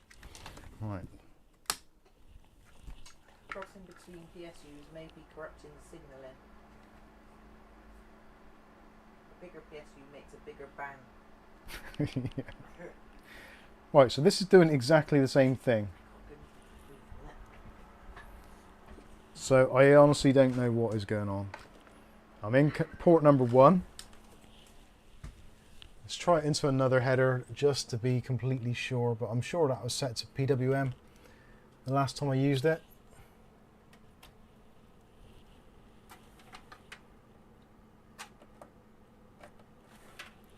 Actually, that carried on spinning then regardless. So there's something a bit weird going on here. I've got a sneaking suspicion that doesn't work properly anyway. Right, what else have I got that I can try? Let's use an actual PWM controller. Just as like a bit of a sanity check. Again, I keep on saying that tonight, a sanity check. This thing is making me go insane. There's too many bits of wire. What happens when you plug a piece of crap into a piece of crap? They put up a GameMax logo on it.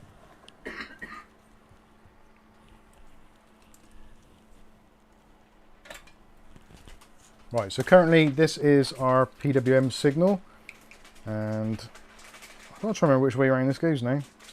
John's beaten us. In December, they will have been together for 35 years. Wow. And we're 33, aren't we? 34 in March. Yeah. Input cable.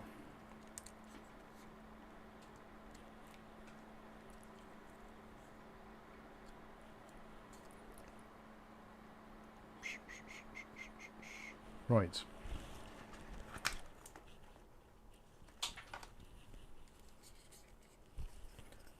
Actually, what the hell am I plugging stuff into now?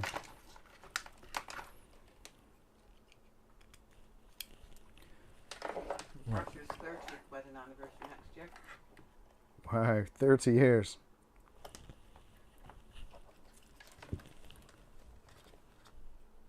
Right, now bizarrely this seems to be working. Am I going through the... Actually, no, I've plugged myself straight into there, haven't I? So I want to disconnect that, plug that into the hub, and then I want to put the signal from here into another fan. So I'm not sure if this is going to work or not.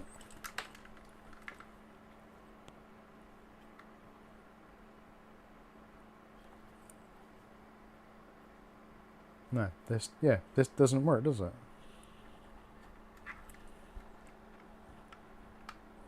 Is that giving a fan signal? No. I'm confused. I'm very, very confused. So output. Right. That needs to go into there.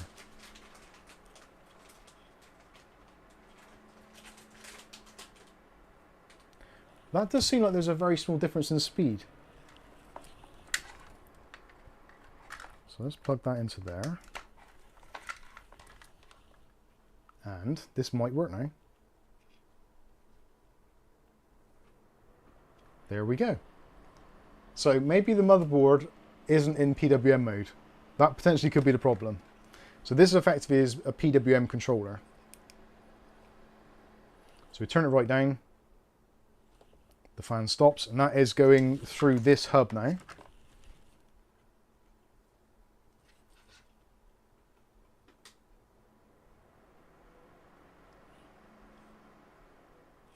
So that is the sanity check done.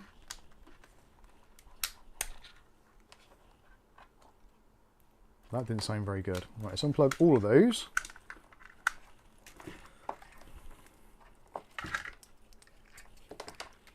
And that one. Let's have our GameMax one back. I don't want to slag this thing off too much until I'm sure. So that is the... Goodness gracious. Right, PWM. No, not PWM, the other thing.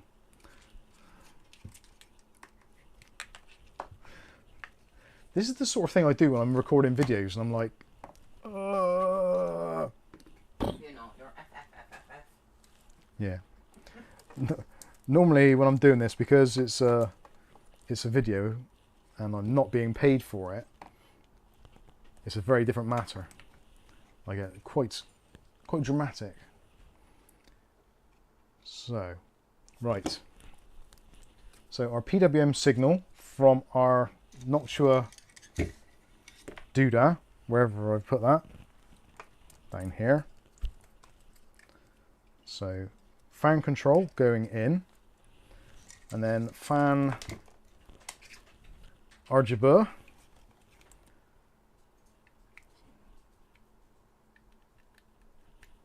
We have lights. Sometimes I really wish I didn't start this. This should have been a lot easier. Right, and the fan monitor there. Just put it back in the box and we'll say no more about it. Yeah. Right, that seems to work. We're in motherboard mode and we have fan control. And how many RPMs? What are we connected to? We're not connected to any. So I need a pass through, don't I, to go into the motherboard. Or do I? I'm getting really confused now. So, input cable with power supply connector. So, input cable. So, yeah, that should go to the motherboard. Oh, I'm not going to do it. Anyway, that is going into the hub, sending a PWM control signal. And it seems to have full range control now, which it didn't previously. So if I put that into the lowest possible speed, then go into remote control mode, and it retains the system fan speed. Just to validate that, turn that right up. Yes, that speeds up. So if I turn that right down, and then override it,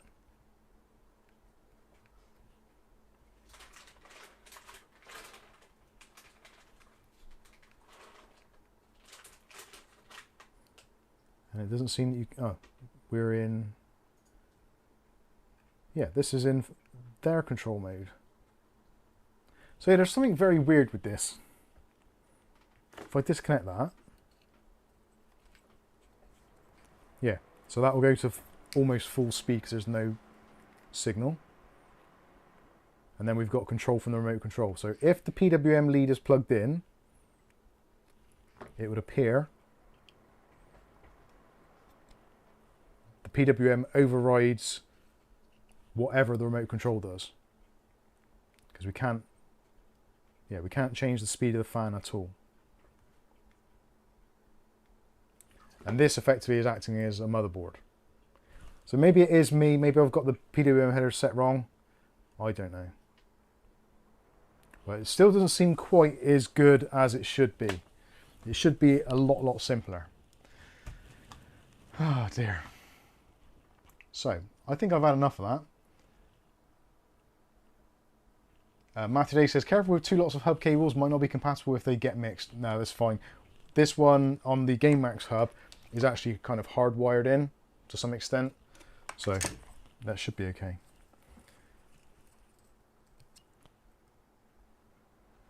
Yeah.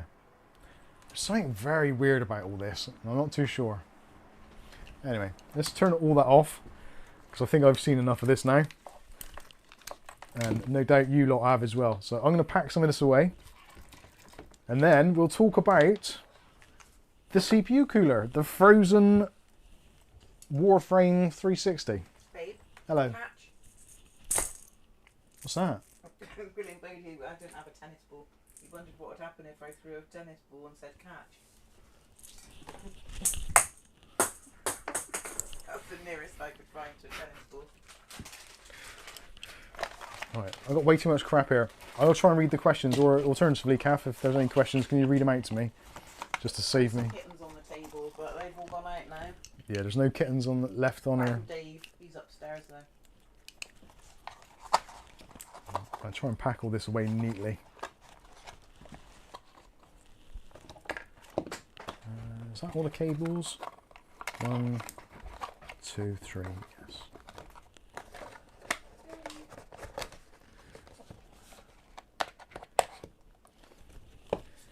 Mark Berry says, this time next week, no more rishy-washy. No. Unlike, well, never say never. Because whenever you think that something's going to happen, yeah, I'm not going to say that it's a given. In theory, it should be, but I don't think it will be. And I would possibly even argue it might even be a very close call. I don't know why I'm saying that, but I don't know. And if you look at the American elections, if they're anything to go by, it's yeah, the game ain't over until the larger lady sings. But we'll see. Andy Archer says coalition again. It could be. Charles Ballard says, I'm sorry, what is Rishi Washi? That is the kind of nickname given to Rishi Sunak, the current UK Prime Minister. What a lovely man. I say that in jest, just in case for those of you that are wondering. I need a drink. Dutch Jan says, if I understand correctly, it's a shitty hub. Potentially, or it might be me. I don't think it is, but it might be.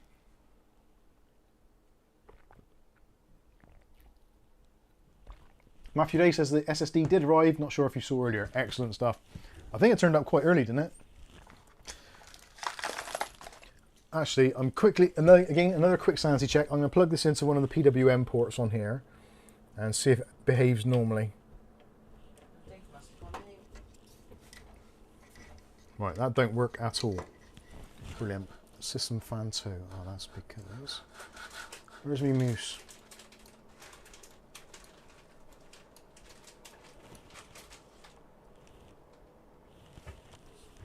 Right, now that is behaving as it should do.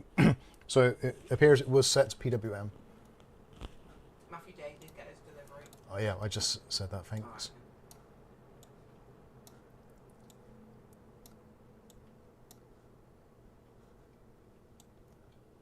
Turn these fans down, they're a bit noisy. Right, so I definitely need to do some more investigation on that before I completely thrash our friends at GameMax for creating yet another pup.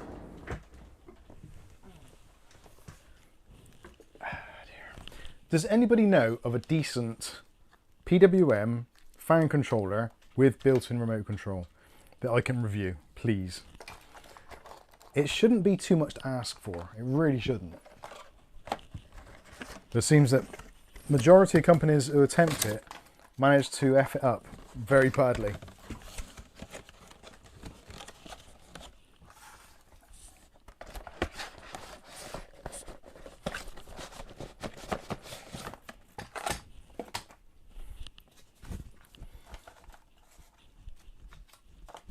Stay in there.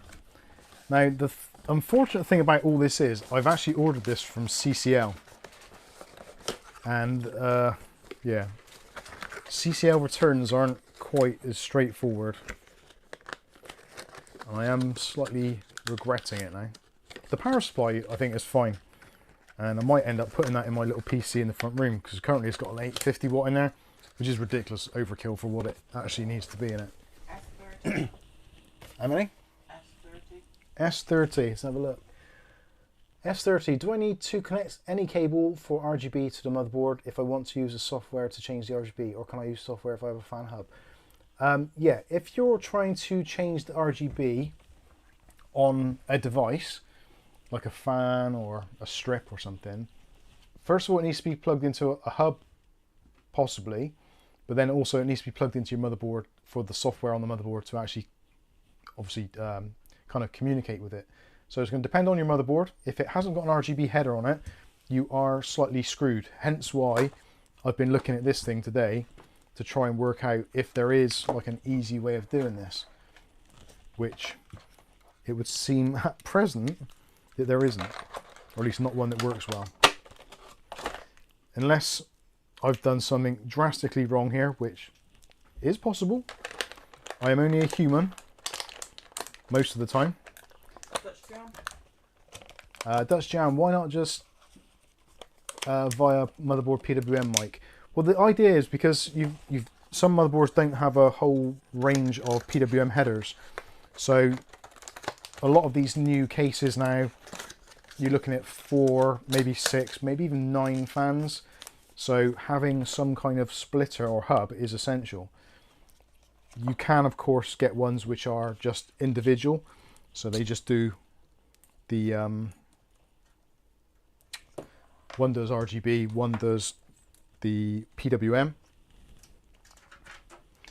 But I've been trying to find one which is just a nice unit which does it all. The Cool Moon one we did have a review on recently was quite good. And I think at the moment that is probably my kind of go-to one, the Cool Moon.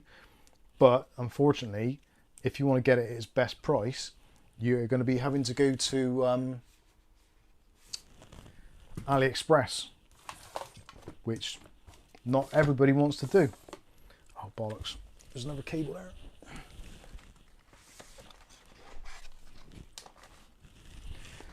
So far, that's 2 GameMax hubs which have been Wyoming Nopua. Complete failures, or potentially failures.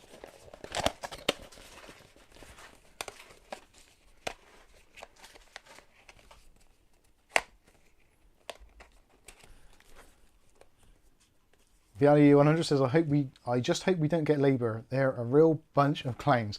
To be honest with you, all political parties, I think, are clowns to some extent. I think that's by design.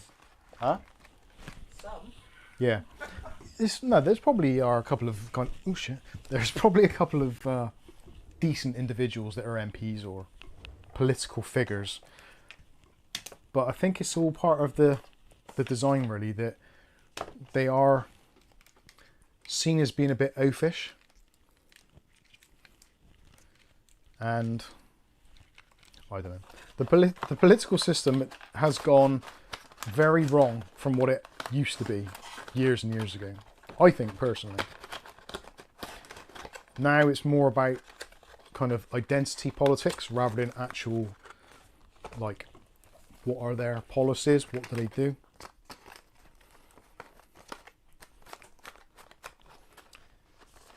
I think that started in the 80s with the kind of the whole Reagan administration. Maybe before that. Mark Berry says they are all controlled, if you know what I mean. Oh, definitely, yeah. The thing is, a lot of political parties are all backed by very large donor companies. And of course, like, if a company is backing the government, there's obviously a reason for it. They don't do it just because it's a bit of fun and they like the people. They have a vested interest in that political party being in control because they possibly will give favourable rates or favourable whatever it is to that business or company, or it suits a particular agenda. So it's very much like Call of Duty and games like that, where you can buy loot crates and it's pay to win. It's kind of the same thing with the political system. The more money you put into it, the more control you have over the political parties. Which is kind of sad, really, but I think a lot of people need to realise that we have no real control over them. Yeah, we get asked to vote, but it doesn't really make a difference. The illusion is given to us so we don't revolt. This is where the stream gets demonetized. James says reality is pay to win. Oh yeah, definitely. Most people, I think, are coming around to the idea that there isn't really any true choice. Choices are made for you. But it's just making the best of those choices and kind of just getting on with it and not getting too bogged down by it all. I used to be very unpolitical, just not interested in it at all. I am more so now. But I guess that's probably because me being self-employed, I have a family to look after, bills to pay, etc. So you do have to kind of look into it a little bit.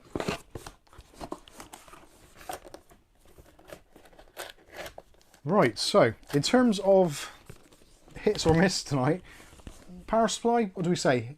Is that a hit or a miss for 12 quid? I think that's fine. And for my use, which I'm going to use it for in a little mini ITX PC, I think that is definitely a win. So I'm going to put this over in the winners pile. The hub, kind of undecided. More testing to be done. The GameMax power supply of Doom, that can go back into the testing box down here. because give it its due. It's been covered in all sorts and it still works.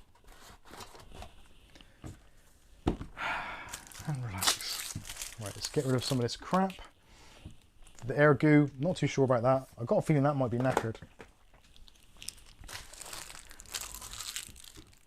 Right, let's get rid of some rubbish, clear the decks a bit.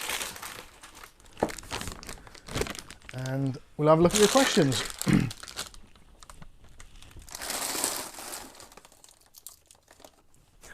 Actually, oh, I'm going to open up another can of worms now, I think. And I need to go back into here and reset myself. Mystic Light. Rainbow. Come on, anytime today. Thank you very much. Thank you very much. Okie dokie, where are we? We're in the dining room. We're in the dining room. Oh God. Colonel Mustard. It was Colonel Mustard in the dining room with the GameMax hub.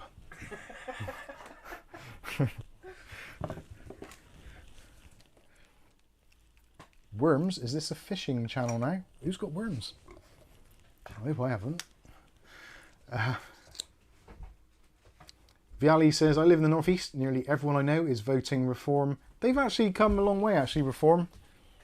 Again, it's one of those things, it's a very much an identity politics thing, because we're kind of so disillusioned, or basically we've kind of lost interest in the Conservative Party, because they're not a Conservative Party anymore. The Labour Party is not a Labour Party anymore.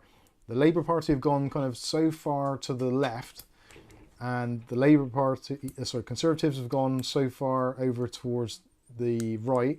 There's no centralist party anymore. Lib Dems have gone slightly over towards the left, more so.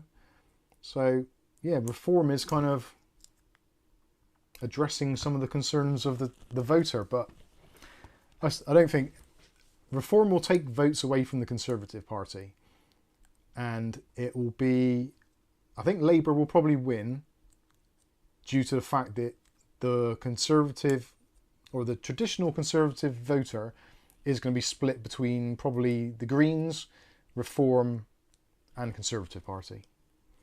And I think that's what's going to harm the outcome. If Reform hadn't have stepped up, I think it would have been a very tight 50-50. Anyway, moving on. Rick H says, I'm voting on the birthday party. I think that's the best way. Mark Barry says, look at what's happening in France with Le Pen. Strange times. I've not really looked into much of it, especially in Europe. America I take interest in, because what happens in America normally comes over here very shortly after.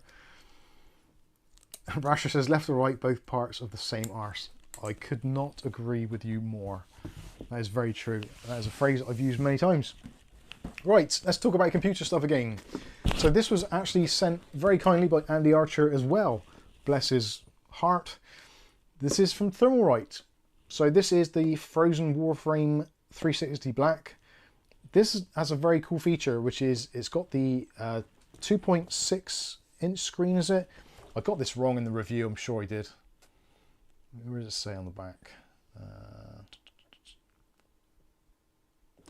Said it somewhere. I'm sure I read it. Oh yeah, sorry, 2.4 inch screen. I've got it wrong 3 times now. I said it was 2.9 to start with. Then I said, I corrected myself and said it's 2.6, but no, it's 2.4 inches. And that 0.2 of an inch makes a difference, allegedly. So this is a really budget orientated AIO, 360mm, got 3 non-RGB fans. So for the people that don't like RGB, this is absolutely perfect. But the screen itself is the kind of the key thing, because normally those sorts of diagnostic or temperature screens actually add a lot of money. If you're looking at something like the Thermalright Ultra range, which has it built into the pump head, most of those are about 130, 140 upwards.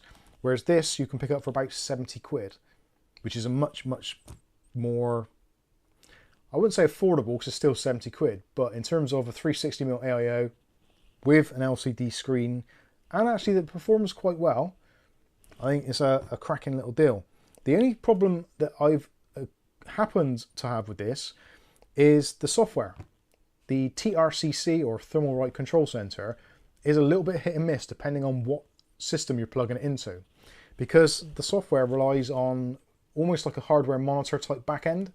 So if you've got other software, such as maybe the Lian Li L-Connect software, not so much MSI Center, that works fine, but Armory Crate as well, they seem to use some sort of communication protocol which kind of screws things up a little bit. And it was really hard to kind of get my head around, like, why is this not doing what it's meant to do? Performance wise, it's absolutely great, and if you kind of take the software out of it for that, it's brilliant. But if you're going to be reliant on the software, you have to kind of be a little bit cautious of what else you've got running on the system. It is software, so potentially it can be addressed, but I have done a quick search online and there are numerous people all reporting exactly the same thing. So it's not me living in my little kind of strange world where just random stuff goes wrong. And actually, the very cool thing about that is it's magnetic as well. So you don't necessarily have to have it on the pump head. You can, if you want to, just stick it on the side of your case, which I am about to demonstrate now. I've actually got this installed in a PC, which is down here, which I will try and get onto the desk, but it's freaking heavy. And it's got a load of crap on top of it as well, which is not helpful. The case actually that it's in was donated by Colin Hilton. Colin, if you're watching, thank you very much. Oh God, don't lift things like that because it's really bad for you. And let's get rid of the glass panel.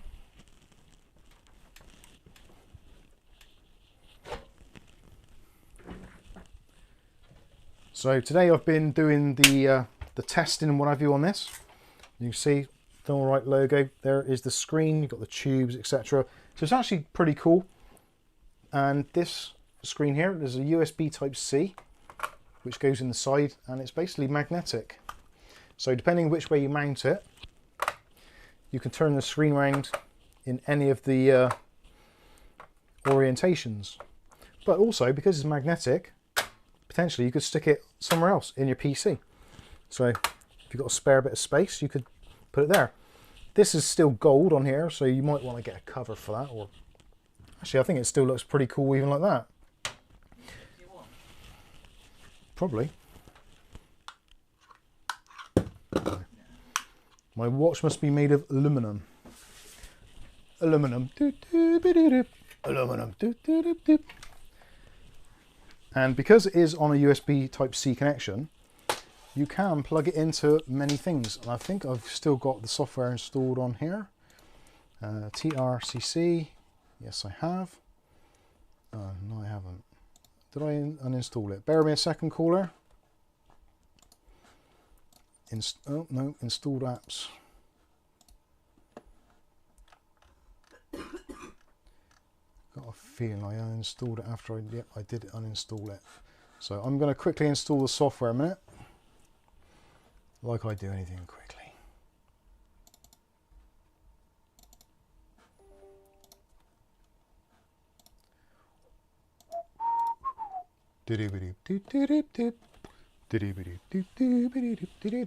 Oh crap. Need another USB port. Or made of stainless steel. I think they are, aren't they? What's that, watches? Yeah. Yeah, I think so. Without a screen, that block looks like shit. You could always 3D print a cover for it.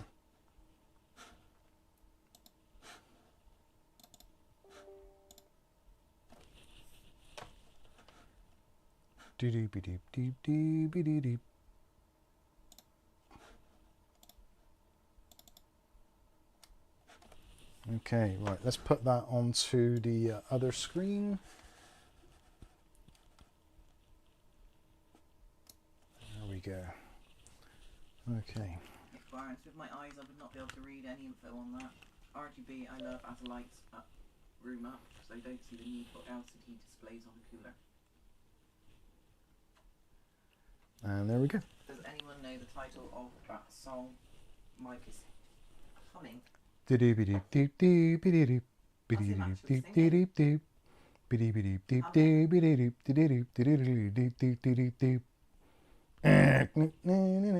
It's the theme from the Muppets. Can you actually see that on the screen? I can't see. Yeah, you can, can't you? That's it. So that is basically what you get. So if you wanted to, if you were creative with your wiring, you could stick it in somewhere like that to fill up a little gap, which looks pretty cool. Or you could have it on the outside, or maybe even 3D print yourself a little bracket. Obviously, it's supposed to go in there. Just because you've got a printer now, doesn't mean everyone has. Everyone's got a printer. Right, let's have a look at the desktop software. So this is the software, TRCC, Thermalright. And basically with this stuff, you can do kind of whatever you want to. So we go into user. Oh, actually, I've just installed it again, haven't I? So... Yeah, Charles Ballard, nice scream. That's it, the Muppets. I've been hearing that all over the place and humming it, but not able to figure out where I knew it. So these are the kind of the default themes which are built in. So you've got this one, which matches the pump. You've got various different things, but you can just take a design, say for instance this one, and then save it as something else. We'll call it mub test. Click on save. So now it's in the bottom, so we can select that. Now we can edit it. So if we click on, say for instance, the CPU temp. Oh, sorry, these ones down here. So these are the options you've got. So different M's, M1, M2, M3, M4. So this is what can actually be on there. So if you go into the settings, you can then choose what is there. So if you don't want the date and time, you can get rid of that. If you don't want the system info, you can get rid of that. If you want more system info, you can choose all of those. So you can have all of those on the screen, get rid of the date and time. And you can move the boxes around, get rid of the decorative layer. There you go, so you've got your layout there. Or you can do the tile rotate. And if we turn on the date and time again, we turn on the decorative layer, then what you can do is just grab these and chuck them in the box. Now sometimes they need a little bit of tweak in there to get the actual the sizes right. So you can change the font. So that's a little bit on the big side. So let's go down with a 16. So that makes our 10% smaller. So you can basically move these around kind of pretty much however you want to. Got lots of flexibility what you can change on them, which I kind of like. If you don't like the background, you can just remove that so it's not so kind of garish. You can also do the screen protection as well. So you can actually have something which is on your desktop screen reflected on there.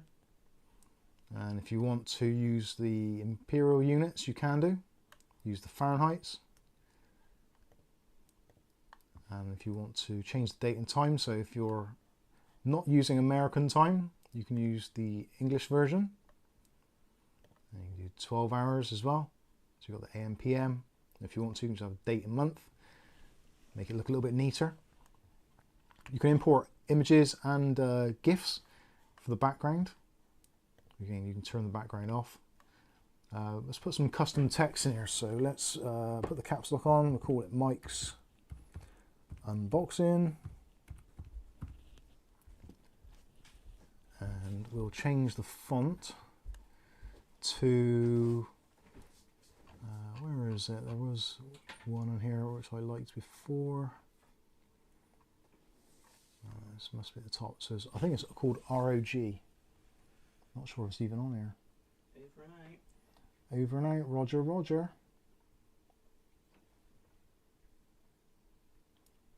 If I go past it, someone let me know. Dutch John still don't like it. Sorry. I bet I haven't got this installed on here.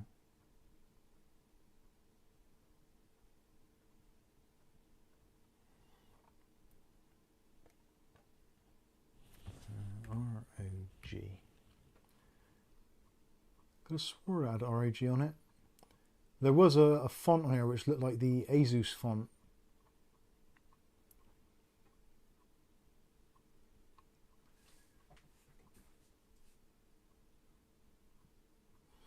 Where the bloody hell is it? I'm sure it's in here somewhere.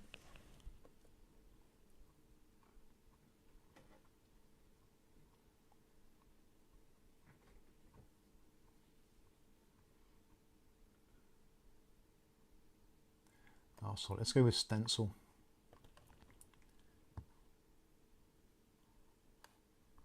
So custom text, we'll turn that on. So there's your mic's unboxing. You can move that around. So if we get rid of the decorative layer now, and we'll change that color to white. There we go, that stands out a bit more.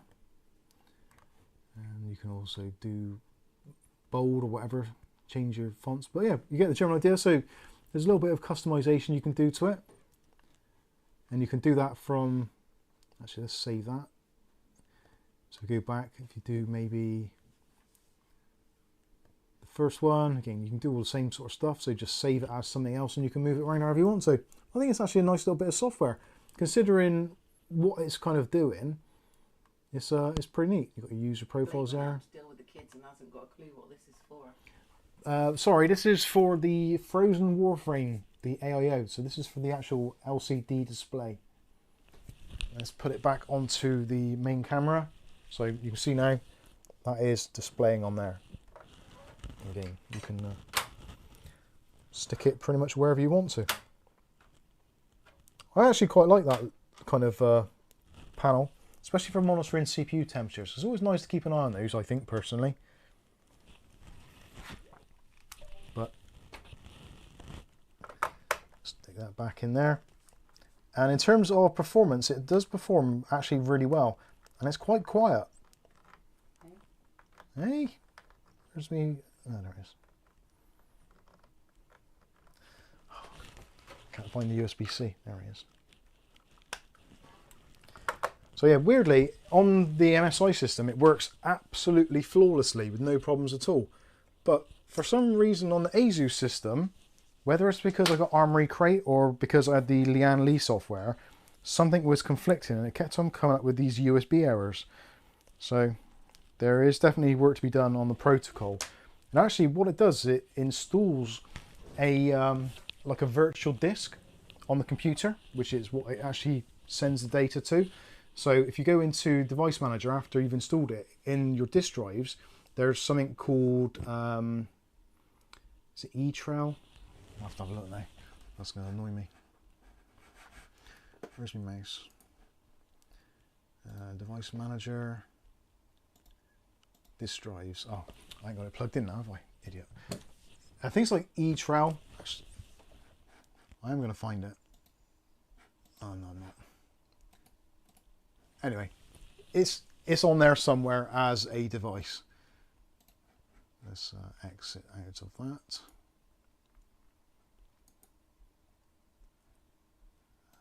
Close window. There we go. So anyway, if you're not into RGB as such, but you do want to have some form of be able to monitor your hardware visually like this, without having to go to the hassle of cutting out panels and installing screens and what have you, I think it's actually pretty cool. I like it. And again, thanks to Andy Archer for sending it in.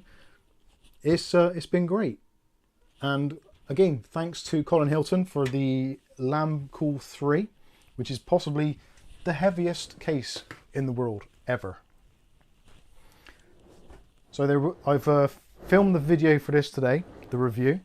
It's actually really easy to install as well, which is always nice. Thermalright always tend to do that, don't they?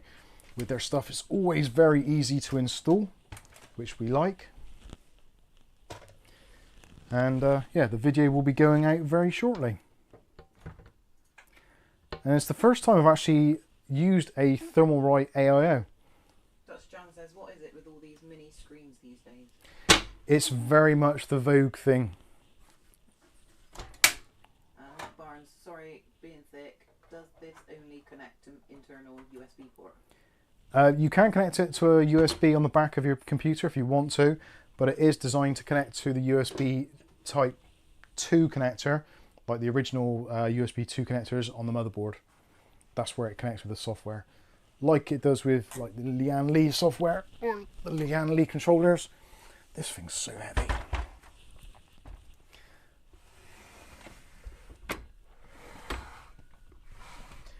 And for those of you that are actually interested in Lian Li, sorry, I'm down here.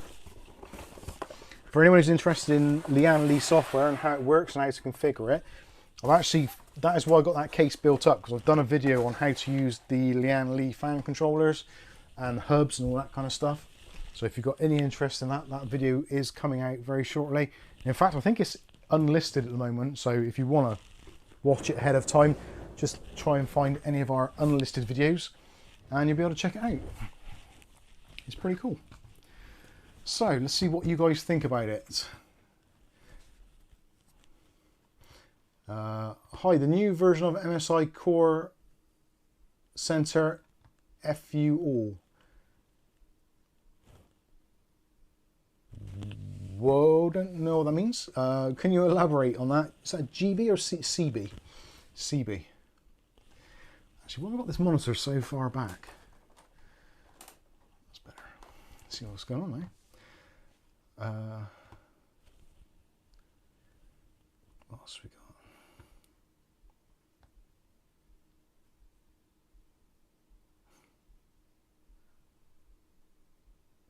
got?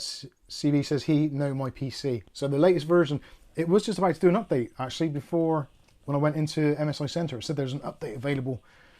So yeah, hopefully it doesn't go too bad. Charles says that's not the heaviest case in the world. It's far smaller than my first Cooler Master that I got in 06. I think it was far taller and heavy gauge stainless steel. No, it's for modern PCs. It's very heavy. Andy Archer says it's available in white and also 240mm too. Yeah, it's very nice. Thank you, Andy. Very much appreciated. And I've been kind of contemplating what I'm going to put it into so I can actually make use of the screen. I do need to look into the software side of it a little bit more to see why it is conflicting with the others. Again, if you do a little search about, just do Thermalright frozen Warframe display issue or display freezing, it comes up and there's a few people that have experienced the same problem. It's quite a new thing out, so there isn't that many, but again, depends. It's quite new, and hopefully the software will be updated and all of this will be just a distant memory and it'll work fine. And also, actually, Andy Archer, you've got one in your system, haven't you? Do you find that every time you reboot the system you have to give it user account control to actually start up the software?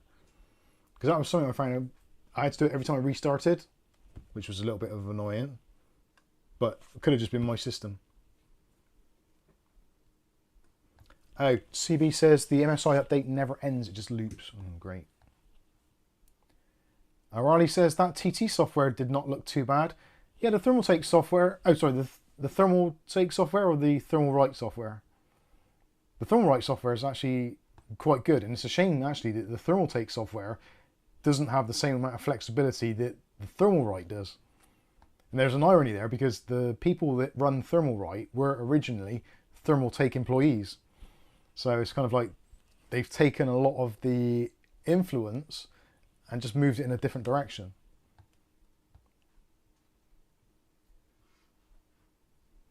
Andy Archer says, yes, it needs permissions on reboot. Yeah, that's a shame. I think, again, because it's a software thing, hopefully they'll update that so that isn't the case. And I noticed as well, the software, the Thermalright software, the actual control panel, if you disconnect it and reconnect it, it's got a memory, so it will remember what you've set it to. O'Reilly says, my mistake, I'm getting TT and TR mixed up, lol. I am warm and tired. It's 53% humidity here at the moment, and it's 24.7 degrees Celsius, so temperature hasn't really changed, which is pretty good. Viali says, if there's anyone who lives in the northeast of England and wants a Thermaltake Core X9 case for free, you can collect it from me. Happy days. So if anybody wants one, get in touch with Viali. You can do it on here, or you can do it on the Discord. Discord button? Oh yeah, Discord button. Well done, Kath. Link is in the chat. It's lunch now, because you can do it and I don't. That is good. I do love that, actually, on the Stream Deck. I need to get a bigger one. One with more buttons. You can't control the ones you've got. I can't, that's true. Iron Circuit says, does it have a remote control? For the Thermalright cooler software, is that what you're asking? If that is what you're asking, no, it doesn't have a remote control. It's got the software, and that is it. Andy says you can make your own animations for it too, I believe.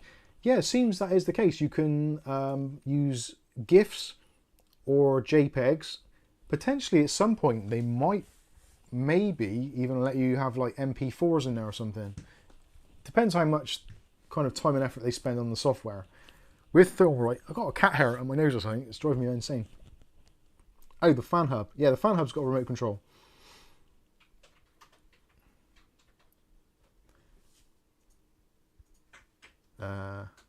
What was I going to say? Oh yeah, depending on what they do with the software. The thing is with Thermalright, they are one of those companies where they're just constantly pushing out new products. So I don't know if they spend enough time and kind of time research and effort on individual products. Maybe they do, maybe they don't. I'm not too sure. This for me is the first time I've used any Thermalright software. So it's going to be a learning curve, I think, to see what happens with it and how often it gets updated. But we'll see. Kenny D says, hello everyone. I think I joined pretty late. You have. Yeah, it's 10:35 currently here in the United Kingdom. 24.7 degrees internally. Just actually, do you want to open that window a bit? Get some fresh air in. It's getting a bit stuffy. No? Oh. Cold. You're cold? Yeah. How can you be cold? It's boiling. Crazy woman. I've got the bloody... No, I was going to say I've got the blast of your hot air coming out, but it's wow. This far. The blast of my hot air. Unbelievable. Sorry. Andy Archer says it would be good if they sold the LCD head or the screen as a separate product. Yeah, I think I would agree with that. There's lots of potential for different placements inside the PC. David Underhill says it's 7:36 AM here in sunny Queensland.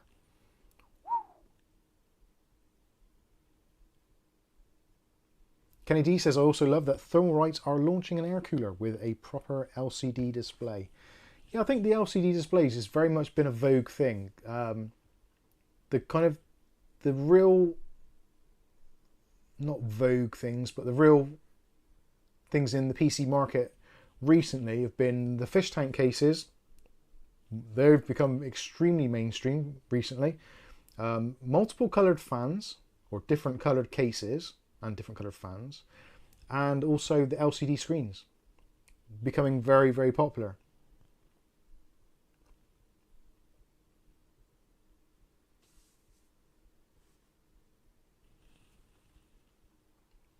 Okay.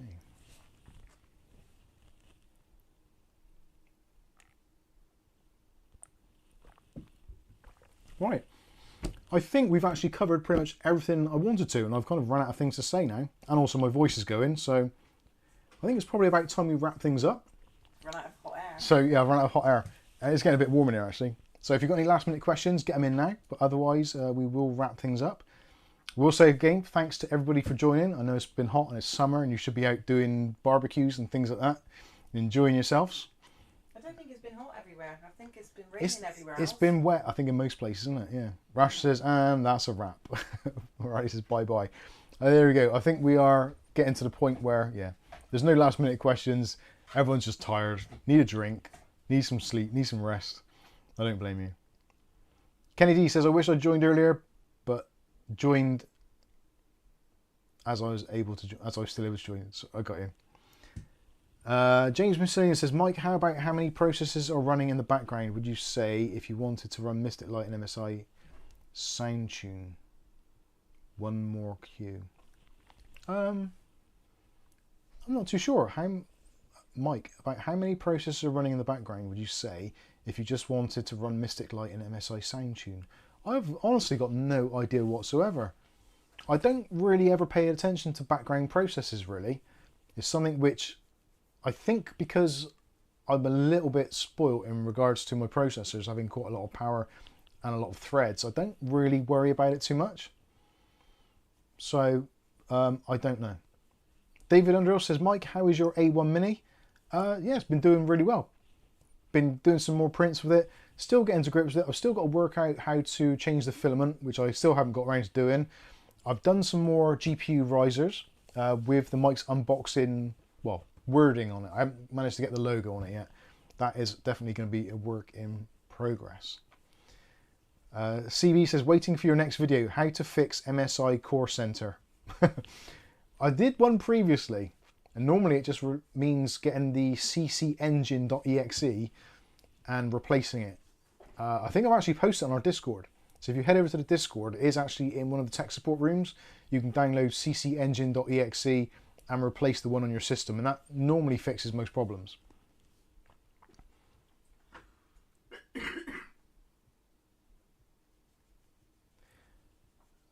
James says, no problem, just Steam has broken AEC and I've proven it. Interesting. Works fine on Discord. MSI Center, right, okay. Yeah, I don't know. It's not as bad as Armory Crate, that's just ridiculous. But it does seem to work a little bit now. David says, my A1 Mini has been great. Oh yeah, of course, David bought one as well. Yeah, excellent stuff. I need to be able to sit down with it a bit more and test it out and do some more things. It's finding the time to do it, really. I've been trying to catch up with the videos that I haven't made previously to try and get a bit of a backlog up together. I haven't spent as much time on it as I should have done, really. I need to learn how to do 3D editing or 3D studio stuff to actually make my own designs. So I found lots of nice designs, but I want to be able to customize them to my own liking. James says, I watched the CC Engine video about 2 minutes ago. Excellent.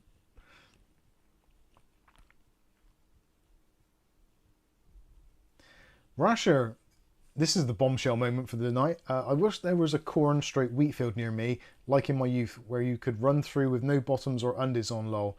Don't knock it till you tried it. I think he would be knocking it on every single bit of corn. There. Cornhole. Patrick Bell says, still tempted to get one at this price. Yeah, it is good. Hi Patrick as well, by the way. CB says previous version works okay. Yeah, there's been problems with drivers and updates, like MSI Center is obviously having issues. I think some of it is to do with the new Windows, with the next release of Windows 11. Trying to get the software compatibility, because there's actually some quite big changes under the hood in Windows 11 24Q2, whatever it is, which NVIDIA's having some issues. There's been about 3 successive NVIDIA drivers released which have been a little bit on the buggy side or have actually reduced performance. So yeah, that is possibly problematic as well. So yeah, I think we've pretty much exhausted the conversation, so I'm going to wrap things up. Thank you all so much for your continued support. If you haven't already, smash the like button and also share the video if you can. That's really helpful. If you haven't watched the Arctic video on the M2 Pro, please do and leave a comment. I'd very much appreciate that. And let me know your honest thoughts on it. Have I overreacted? Was I justified? I don't know. I feel that I was... At the time when I did it, I was angry, which you should never do anything when you're angry. And because I was in the process of making the video, and I generally do it on the hoof, like I do things live, well not live, but I film it, and then I do a piece to camera. So I've got the memory fresh in my mind. And I was generally quite pissed off with it, because it was hard to use, it damaged my thumb, which is still a little bit sore, and yeah, I think Arctic should have done better. But maybe I was overreacting just because it was hot, it was sweaty, I cut myself, things weren't going to plan, maybe I overreacted. Please do watch the video and see if you think that is the case. But anyway, thanks for your super chats, thanks for your comments and all that kind of good stuff. Don't forget to watch Monday's video, ooh, every day's video. And if you're bored, watch some of the old back catalogues and see if you can find the oldest video and comment on it and see if things have improved or changed. They probably have. Anyway, thanks everyone. Have a fantastic rest of your weekend, and we'll be over on Discord a little bit later on after I finish packing all this stuff away. So if you want to carry on the conversation there, you're more than welcome to. The link is in the chat. Also, don't forget, if you're after a Windows key, I'll put a link for that as well for premiumcdkeys.com. Also, if you want to help support... aren't they now? Yeah, £2.75 for a Windows 10 Pro key, which is amazing. And as always, if you want to help out the channel and you want to actually get something for yourself, you can go to technicallystable.com, no, .co.uk. I'll put the link for that in the description as well. Pick yourself up a 900 by 400 mousemat. I still think this is great. I made the mistake though of when I actually done the print, because some of the print looks like marks. I keep on rubbing it thinking, oh, that's a mark, but it's not. It's actually the print. So be careful what you print. And don't generally do. An Arctic thing on it. Yeah, don't do an Arctic logo or my bloody thumb on a mouse mat. No, what is it? When you're jabbing it, you're jabbing great holes in it. Oh yeah, yeah. I was jabbing holes in this thing with the screwdriver trying to open the Arctic thing, and it's actually, yeah, not damaged it at all, which I'm very pleased with. Oh, don't forget to use the discount code Mike for Technically Stable to get a further, I think it's another 10% discount off. If you're using premium CD keys, then you can use the discount code Mike or Mike's Unboxing to get, I think, 7.5% off, which is so cheap anyway, it barely makes any difference. And of course, if you want to help out the channel, use the affiliated links in the video descriptions. I think that's going to wrap things up. I've been Mike. This is Mike's Unboxing Reviews and How To, and hopefully we'll catch you in the very next video. Thanks for watching, and have a good weekend. And now I have to press the button. I need an automation way of doing this. There must be a way of doing it. Sound trigger. Anyway, good night all. Catch you all later, and thanks again for your continued support and generosity. Have a great week.